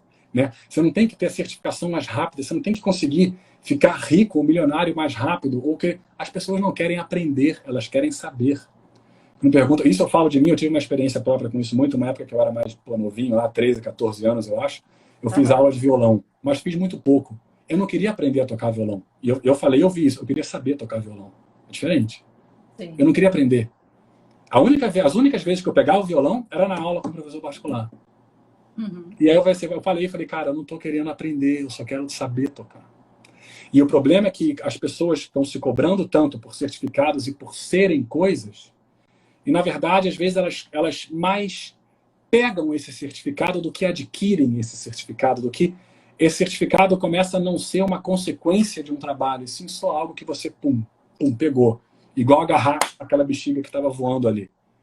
Mas o que te fez, o que você carregou para conseguir isso? Né? O que você vivenciou? Você não pode dizer que você teve na sua faculdade um ano mais importante que o outro. Você não pode dizer que determinadas matérias foram mais importantes que o outro. O que te deu o diploma da comunicação é aquele conjunto daquele período com aquelas matérias dispostas daquela forma e você atravessar isso nessa direção dessa maneira. Se você tivesse, por um acaso, repetido N vezes N matérias, ok, mas você estava lá e você ia nessa direção chegar e concluir o seu curso. Certo? Sim. É a vivência de um processo. Então, é isso que eu queria dizer. Eu lamento. Eu acho que o Reiki dá muito na vida um senso de direção para a gente. Onde não necessariamente você até tem um destino aonde você quer. Mas você para, às vezes, essa correria do mundo moderno, das notícias, da pressão. O fulano ganhou quanto? O Beltrano se formou no secretário. E é sempre essa comparação. É tudo pódio, né? Tudo pódio, tudo competitivo, né? A sociedade é competitiva, ela não é cooperativa. Eu acho que o mundo vai mudar quando vê que o mundo é cooperativo ao invés de competitivo. Eu até brinco, né? Eu compito, eu ando de kart por causa disso. Eu compito lá. Na vida, não, cara. Estamos aí junto, vamos lá. Mas você trabalha numa empresa, tem a competição? Tem, mas vamos tentar levar isso de uma maneira que isso seja um aspecto da sua empresa, ao invés do que passar a ser a sua vida. Daniel, mas não dá. Se você fala que não dá, não vai dar mesmo, né? Eu ouvi um termo recente, que foi interessante, que se chama coopetição. Quer dizer, a junção entre cooperação com competição. Que você continua tendo aquele drive de competir, de ser o melhor, né? Mas de uma forma colaborativa, né? Entendendo que os outros estão ali juntos e que se vocês se ajudarem, vocês vão chegar mais, né, mais longe, vocês vão chegar em lugares que sozinhos vocês não vão. Então, a coopetição é a grande palavra aí, né, da gente trabalhar. Sim, eu vou dar um exemplo do que você falou agora. Eu usava muito isso na aviação, né? Em relação a gerenciamento de recursos de cabine e a comunicação e criar um clima de voo em relação aos procedimentos e interação entre a tripulação. É exatamente isso que você falou, e a gente que é do Rio conhece mais. Você sabe qual que é o único esporte que não existe um vencedor? Calma. Aliás, todo mundo que está assistindo aí está convidado a... Cris, deixa eu falar uma coisa aqui, um parêntese. A Cris Zubac, que entrou aí, ó. Cris Zubac. Essa foi a pessoa que apresentou o Reiki na minha vida em 26 de março de 2006. Eu sei a data disso. Então, obrigada, Cris. Olha aí, obrigado, Cris. Então, vamos lá. Eu sei, eu sei qual que é. É o surf. Não, porque no surf você tem a competição ali e o cara recebe uma nota para ser o campeão. Existe um campeão no surf. Fala. Eu pensei que fosse o surf. Frescobol. Os dois não podem deixar a bola cair. O frescobol... Não, o frescobol, mas não tem, não é quem deixar perde, mas quem deixar, o outro não jogou uma bola boa para ele. Não existe quadra. O que eu quero ilustrar é isso. Não existe uma regra, não existe uma linha. Os dois são responsáveis. Eu sou responsável para atacar uma bola para você, para que você seja capaz de me devolver. E deixar ali o mais tempo possível. É um esporte que existe só com um par, e esse par é que funciona igual uma dança. Se um der um passo errado, ferrou tudo. Sim. Então, o frescobol é um esporte, não deixa de ser ali, claro, não é um esporte oficial, digamos assim. Sim. Mas é algo que você joga para você manter esse bate-bola. E quando você joga uma bola ruim, provavelmente a resposta do cara vai ser ruim para você também. Você não pode falar, porra, tá de sacanagem, você me tacou uma bola lá fora, eu fiz o que deu para pegar. Né? Você manter a bola em pé. Manter essa bola frescobol. A gente tem que manter essa bola no ar. Nós não podemos deixar isso cair. Não existe a culpa de um. Sim. Existe, os dois erraram. Existe, e eu acho que o mundo, a vida é muito isso, né? Sim. Então eu acho que o Reiki também é outra coisa, digamos assim. Quando você começa a ter essa visão holística, enxergar mais esse todo, uma visão mais macro da vida, da sua vida, você começa muito mais a não julgar os outros. Uhum. A parar de, isso aconteceu comigo, ele fez isso comigo. Tá, mas, cara, coisas acontecem com todo mundo. Você para de se fazer de vítima, isso é o principal, tá? Sim. Você passa a ter uma consciência tal qual você se torna o protagonista e se sente responsável por tudo que acontece a você. Vou te dar um exemplo. Se algum dia eu estou aqui em casa e acordo e eu estou com febre, a primeira coisa que eu penso é assim, quando foi a última vez que eu senti raiva? Eu não fico, porque eu estou com febre, tudo. Febre, muitas vezes, na maioria das vezes, a manifestação da febre ou qualquer it, qualquer inflamação, é uma consequência de algum processo de raiva. Uhum. Mas qualquer vez que eu estou doente, eu venho isso, eu começo a revisar a minha semana. O que eu fiz ontem?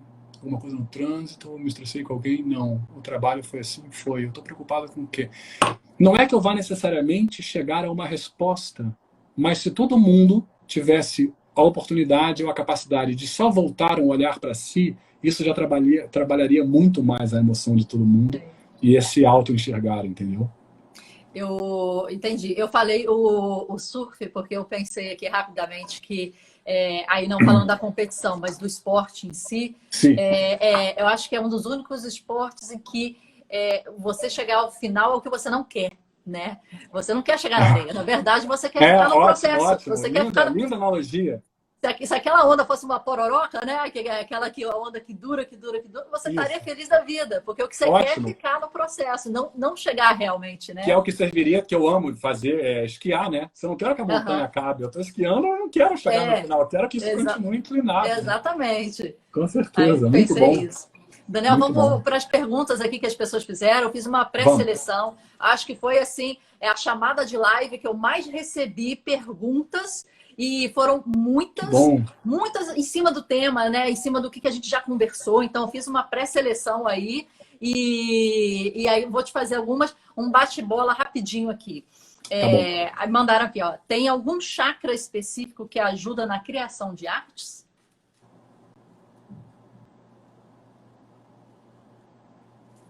Não congelou, não, tô pensando. Tá. Eu diria... A gente não pode dizer que... Vamos colocar assim, tá? A arte é uma forma de expressão interior, certo? Você externaliza, você quer expressar, quer mostrar algo de dentro. Ou um insight, ou uma ideia, uma concepção. Não dá para dizer, a partir disso, vamos fazer analogias, que na arte uma alegria é mais importante ou menos importante que uma tristeza. Que um quadro monocromático possa ser mais importante ou mais elaborado que um quadro muito colorido. Entende o que eu estou querendo dizer? Sim, sim. De forma que é o todo que faz aquela arte. Da mesma maneira, o que eu quero dizer é difícil falar em algum chakra mais relacionado à criatividade, porque, na verdade, de novo, a gente está sempre falando dessa harmonia, dessa dança de equilíbrio entre todos os chakras. Ok.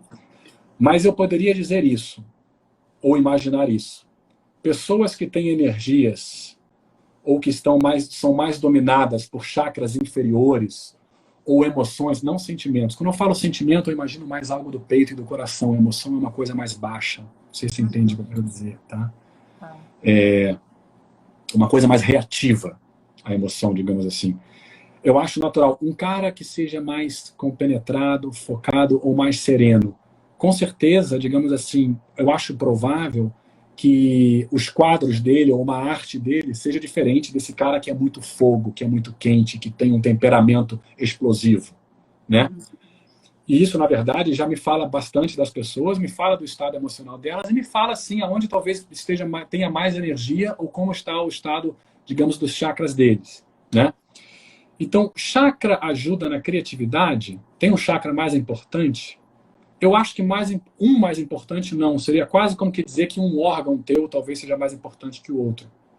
É claro que você pode falar que um coração é mais importante que um pulmão. Tem um, o outro tem dois.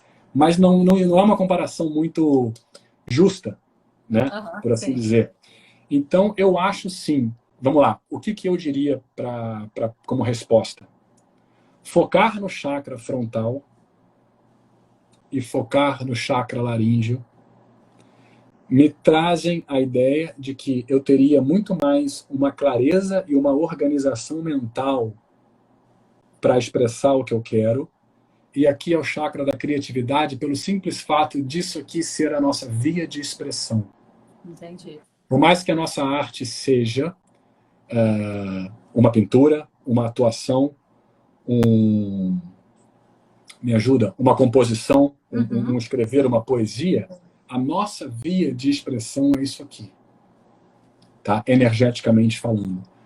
Então, se uma pessoa quisesse assim focar ou pensar em algum chakra específico para criar, eu pensaria inicialmente nesses dois.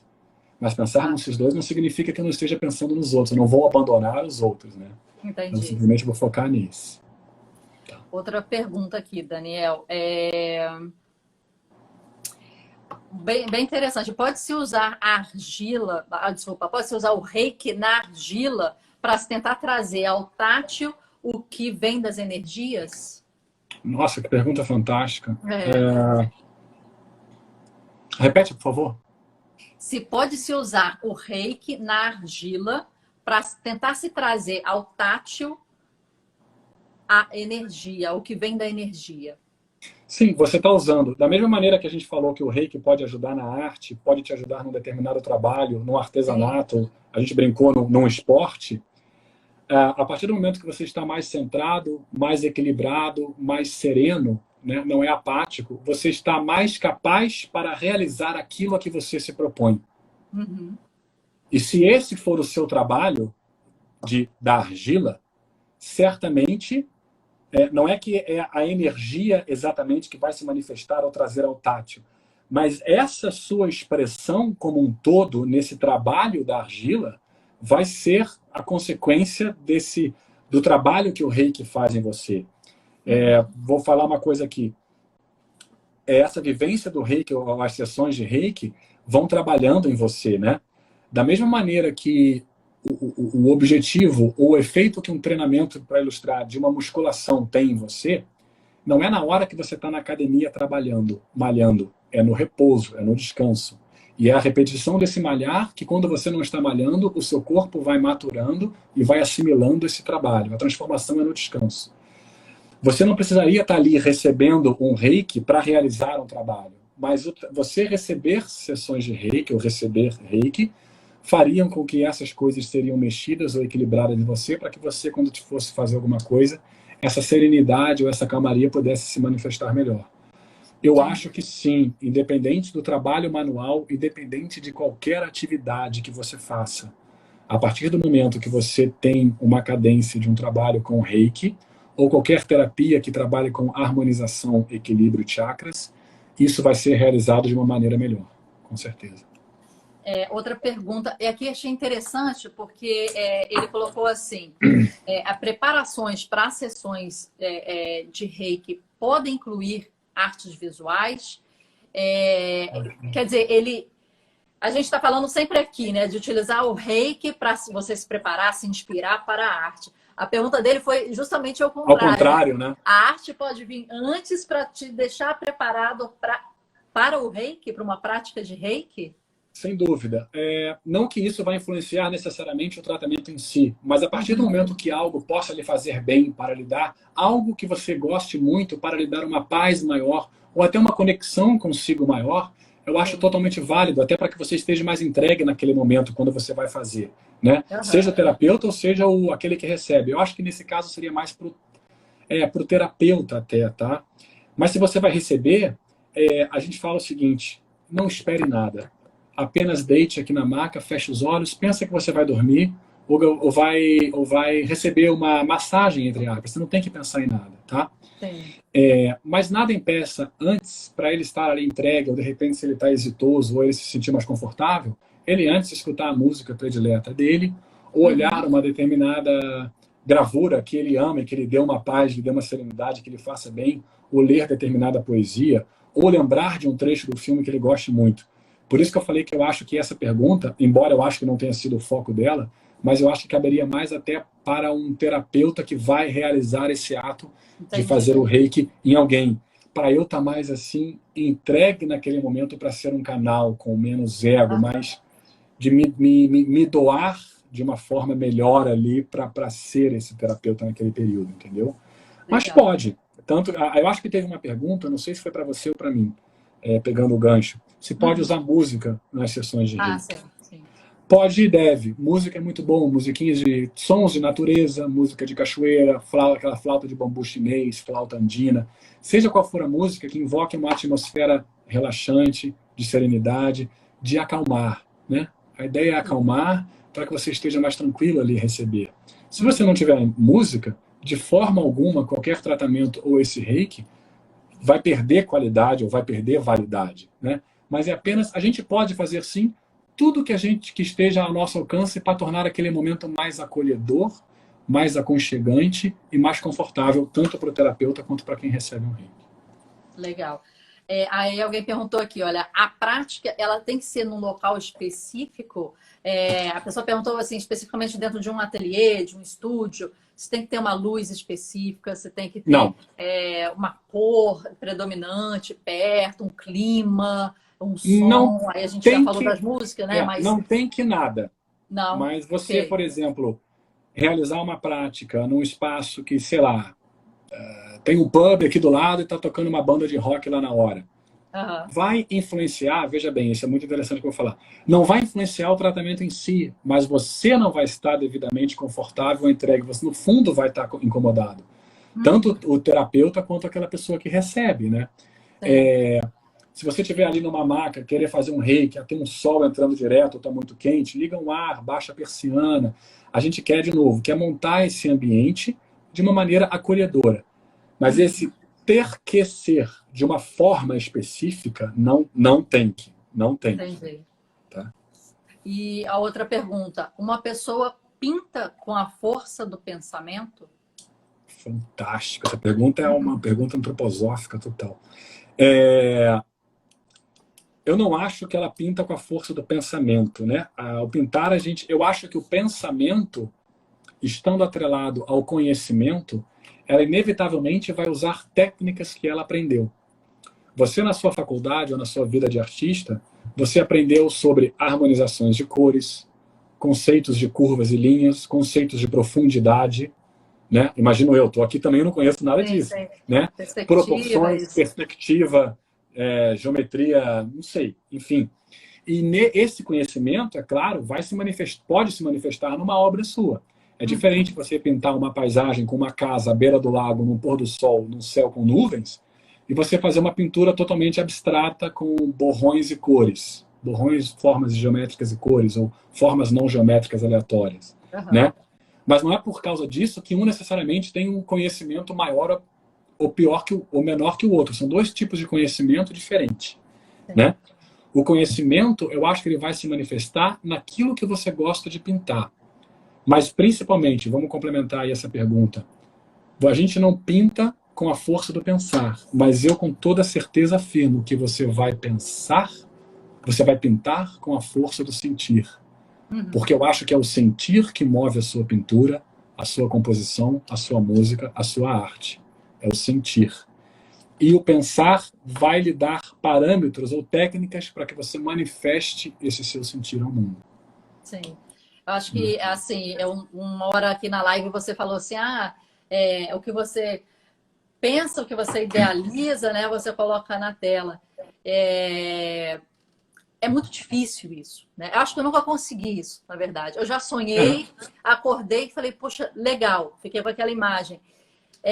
A gente lida sempre com o nosso conhecimento, né? Mas também com nossas limitações. A gente imagina tudo que a gente quiser em 3D. Exato, 2D, é ilimitado. E quando a gente passa daqui para cá, eu tenho na minha mão limitações. Tanto de material, né, etc., quanto limitações minhas, particulares. Perfeito, né? Então, aquilo que eu imaginei, ele nunca, pelo menos para mim, vai ser concretizado. Não exatamente, é impossível, né? Ele vai sair diferente. E um diferente pode ser melhor, um diferente pode ser pior, um diferente pode ser uma coisa completamente diferente mesmo. Sim. Mas eu nunca vou conseguir transpor, eu acho. Eu nunca consegui. sempre Concordo. saiu diferente. Sempre saiu algo que eu, por mais que começasse com, olha, eu quero aquilo ali, eu quero daquele jeito, essa perspectiva, essa cor, essa iluminação, na hora que eu coloco na minha mão, aquilo toma outro rumo.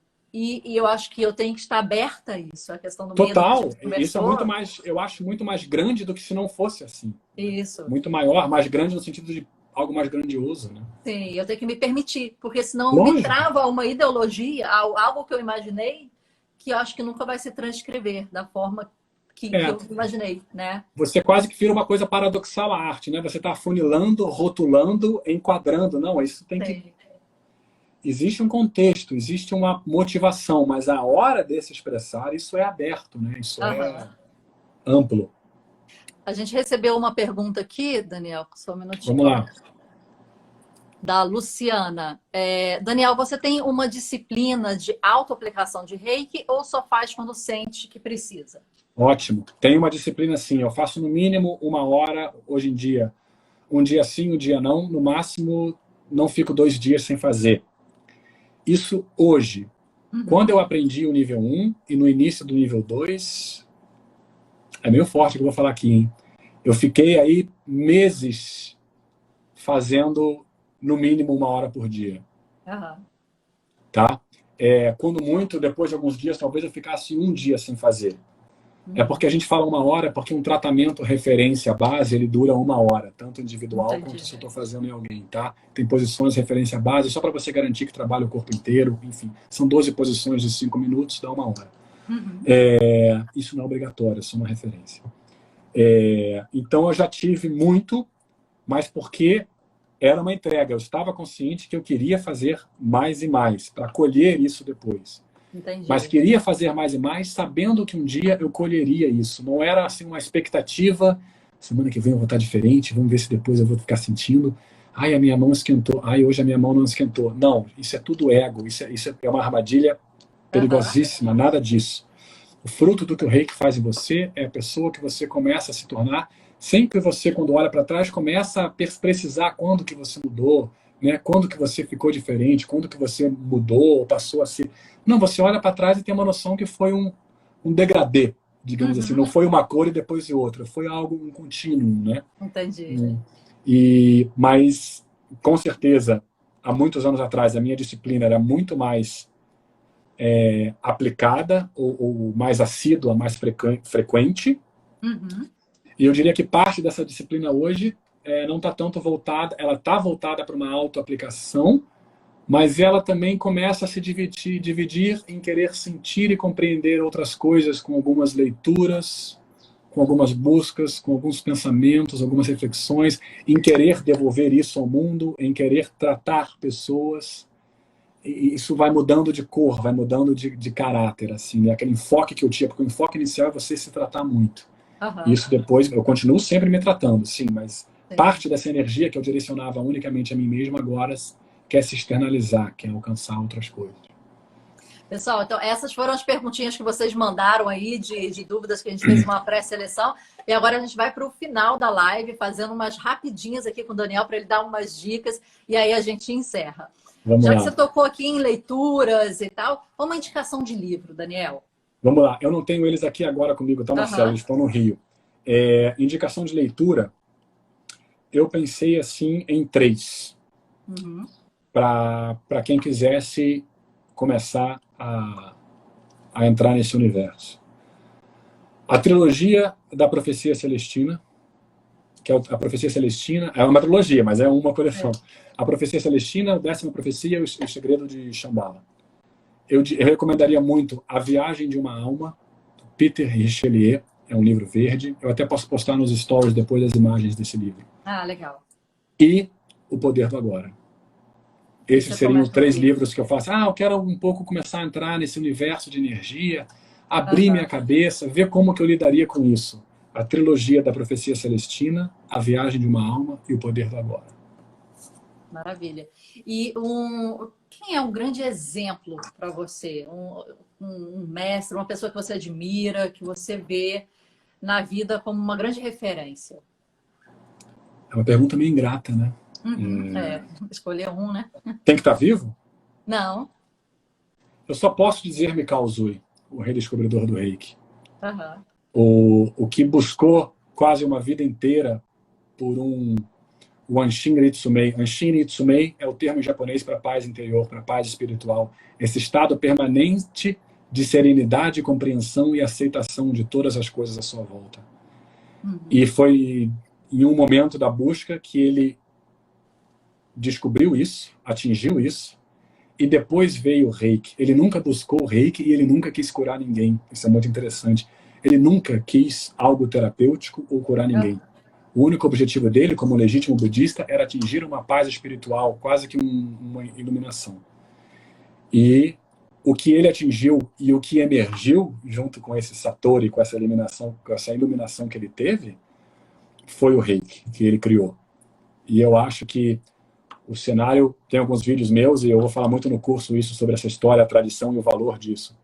O que ele desenvolveu em si e a maneira como ele colocou isso para o mundo, pouquíssimas pessoas na história da humanidade tiveram esse empenho e essa devoção. Assim. Legal. E Reiki é, em uma palavra, para você? Amor. Boa. Forte, né? Aqui eu tinha colocado, Daniel, uma pergunta que eu acho que no meio da live a gente foi, né, tirando as dúvidas. Claro, e foi entrando um pouco mais. Mas o que eu tinha colocado aqui, aí você pode refazer minha pergunta ou corrigir até. Eu tinha colocado uma indicação de uma prática para o início de um processo criativo. Estou chegando lá no meu ateliê, quero me inspirar uma prática, um pensamento, né, alguma coisa assim. E uma para um fechamento de um dia de processo criativo. Acabei de pintar, acabei de desenhar, escrever, tocar música, quero encerrar aquilo e ir para casa. Né? Eu entendo o que você falou, que a prática do Reiki é uma só. Né? Sim. A prática do Reiki é uma só. Eu, respondendo isso de uma maneira um pouco diferente, antes de um trabalho, eu focaria nessa região, nesse chakra, por uma questão de foco, concentração e clareza, para que aquilo que eu sou capaz de pensar e quero realizar me venha com clareza para que eu possa sentir e realizar. Ok. E digamos assim que após o trabalho eu focaria no cardíaco, numa questão mais de... é uma espécie de digestão dos sentimentos que foram mexidos, daquilo que foi exposto.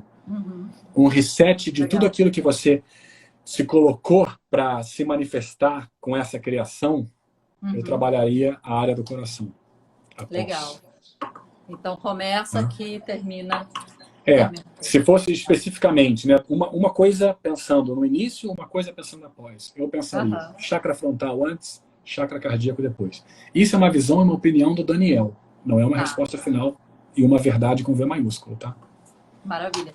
E para a gente encerrar, Daniel, um conselho para quem está querendo começar, iniciar assim, no Reiki, que quer trazer isso para o seu processo criativo, para dentro do seu ateliê, que quer utilizar o Reiki como estilo de vida, mas também como uma ferramenta para ajudar no equilíbrio, como você colocou, mas a desenvolver artes, criações mais potenciais, vamos dizer assim, mais livres. O que você diz? De uma maneira geral, eu teria que dizer o seguinte: priorizem sempre todo o processo da vida de vocês, né? Entendam que todo resultado é uma consequência de um processo, né? Escolham querer aprender, vivenciar, acumular bagagem, né? Não queiram pular etapas. Não tem como a gente pular a etapa de uma infância, de uma adolescência, de uma juventude. Tudo faz parte de uma experiência, de um conhecimento, do desenvolvimento de um ser humano, né?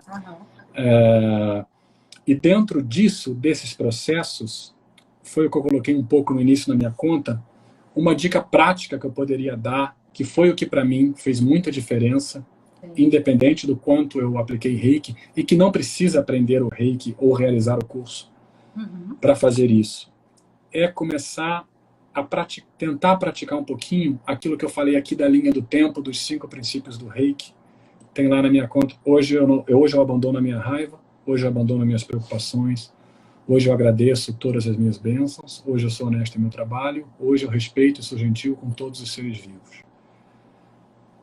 São frases simples, são frases curtas, mas são frases com propósito e poderosas. Eu ainda vou botar um vídeo disso lá. Cada palavra dessa frase foi minuciosamente escolhida por Mikao Usui. Essas frases têm origem nos paramitas budistas, que são as 6 verdades budistas. E ele usou uma forma de expressão do imperador Meiji Sono, que era o imperador do Japão na época, que era um homem que ele admirava muito, Mikao Usui, e que ele escrevia poemas waka. Poemas waka são poemas japoneses que sempre apontam a um convite a uma reflexão em relação aos elementos da natureza. São poemas obrigatoriamente de 31 sílabas, onde você medita e reflete sobre esses poemas. Então tem muita coisa assim que são, por exemplo, a origem do porquê que ele criou esses 5 princípios com essas palavras em cada uma linha delas. Você recitar e mentalizar esses 5 princípios, se possível, de manhã, à tarde e à noite, não é só um repetir de palavras. Acreditem em mim. Não precisa ter nenhuma religião, não precisa ter escutado falar em Reiki nunca na vida.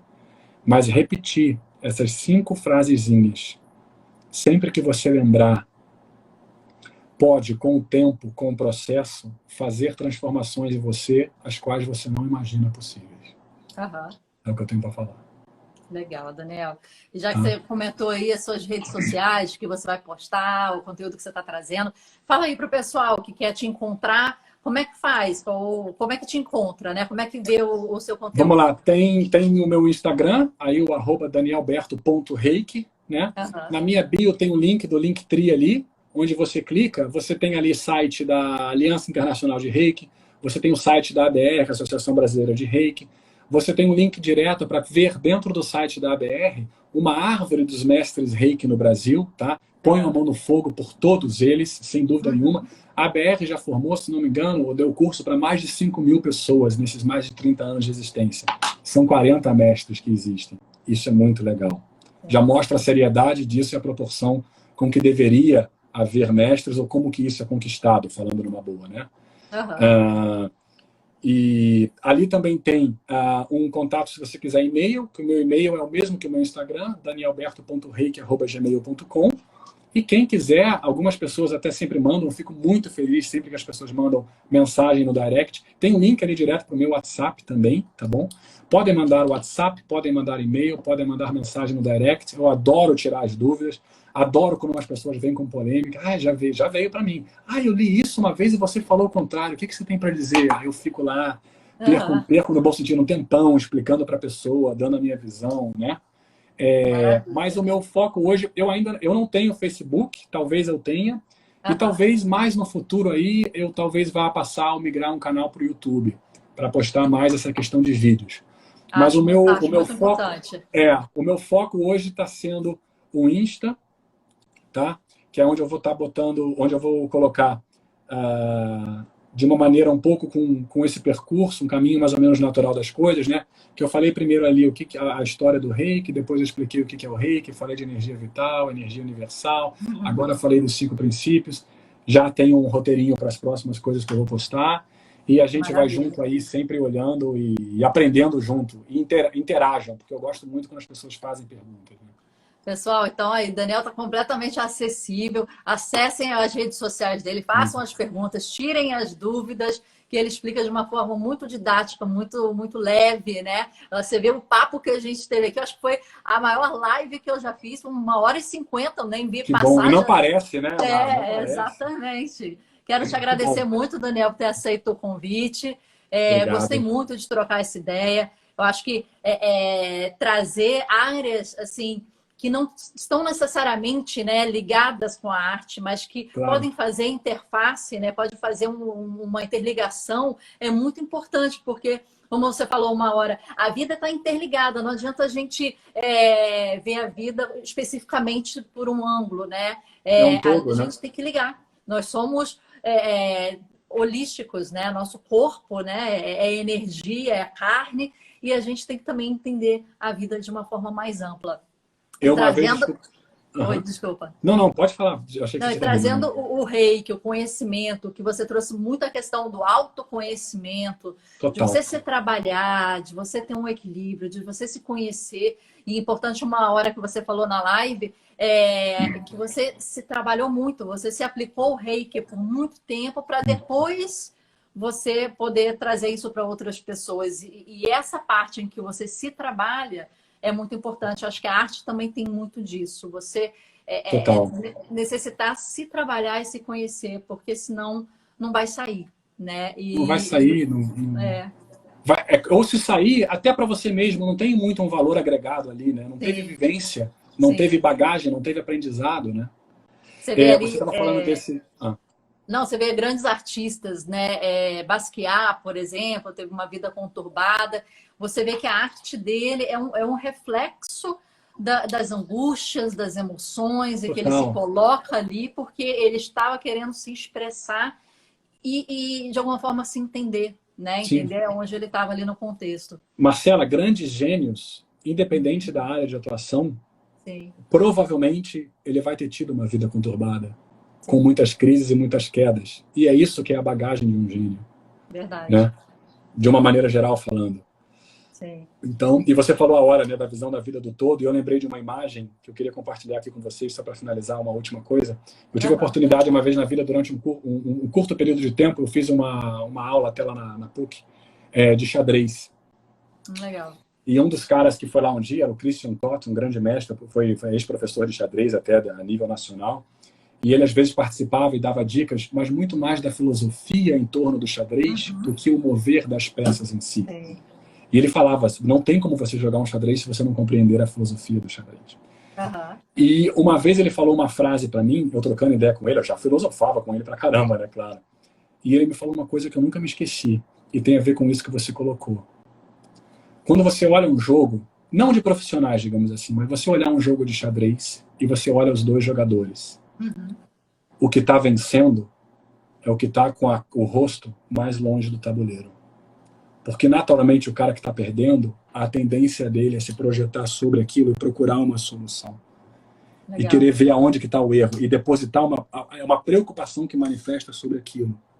E aquele que está ganhando e tem o controle da situação, ele se preocupa em olhar o todo e em sempre manter. Isso é sério no xadrez. Existem exercícios de respiração, uma postura ereta, e ele faz questão, a todo tempo, de ter o tabuleiro inteiro no mesmo ângulo, a uma mesma distância, para que você sempre enxergue o todo e não comece a querer separar aquelas áreas. Isso eu achei muito legal.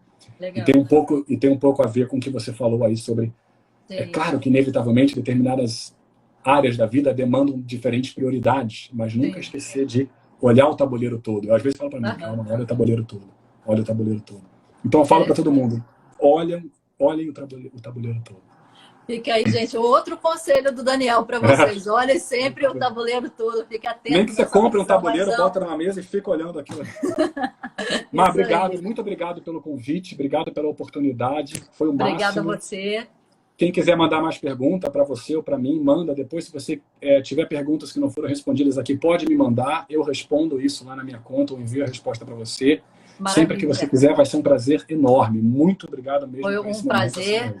O prazer foi todo meu. Muito obrigada por ter aceito. Olha, a Nana Moreira escreveu aí que entrou no meio da live, não assistiu toda, mas, Nana, fica salvo aqui no meu IGTV e também no YouTube depois. Então, vê, assiste, reassiste, porque a gente entrou aqui em temas bem legais, às vezes um pouco até complexo, né, para a gente entender assim de início, mas foi muito interessante. Não perca, vê tudo depois de novo. Daniel, muito obrigada. Só gratidão para você e gostei muito Marcelo. Do papo. Obrigada. Muito obrigado, gente. Adorei. Foi muito melhor que eu esperava, não que eu esperasse algo diferente, mas que nem a arte você falou, acho que conduziu bem diferente do que eu estava esperando. Fluiu muito bem, as perguntas foram muito boas e sempre que quiser, para qualquer dúvida ou bater outro papo, eu estou à sua disposição. Obrigado pela oportunidade. Maravilha. Obrigada, Daniel. Tá, foi ótimo te rever, né? Que seja assim online, né? Com certeza. Um beijo. Obrigado. Tchau. Beijão, boa noite para todo mundo. Boa tchau, noite. Tchau.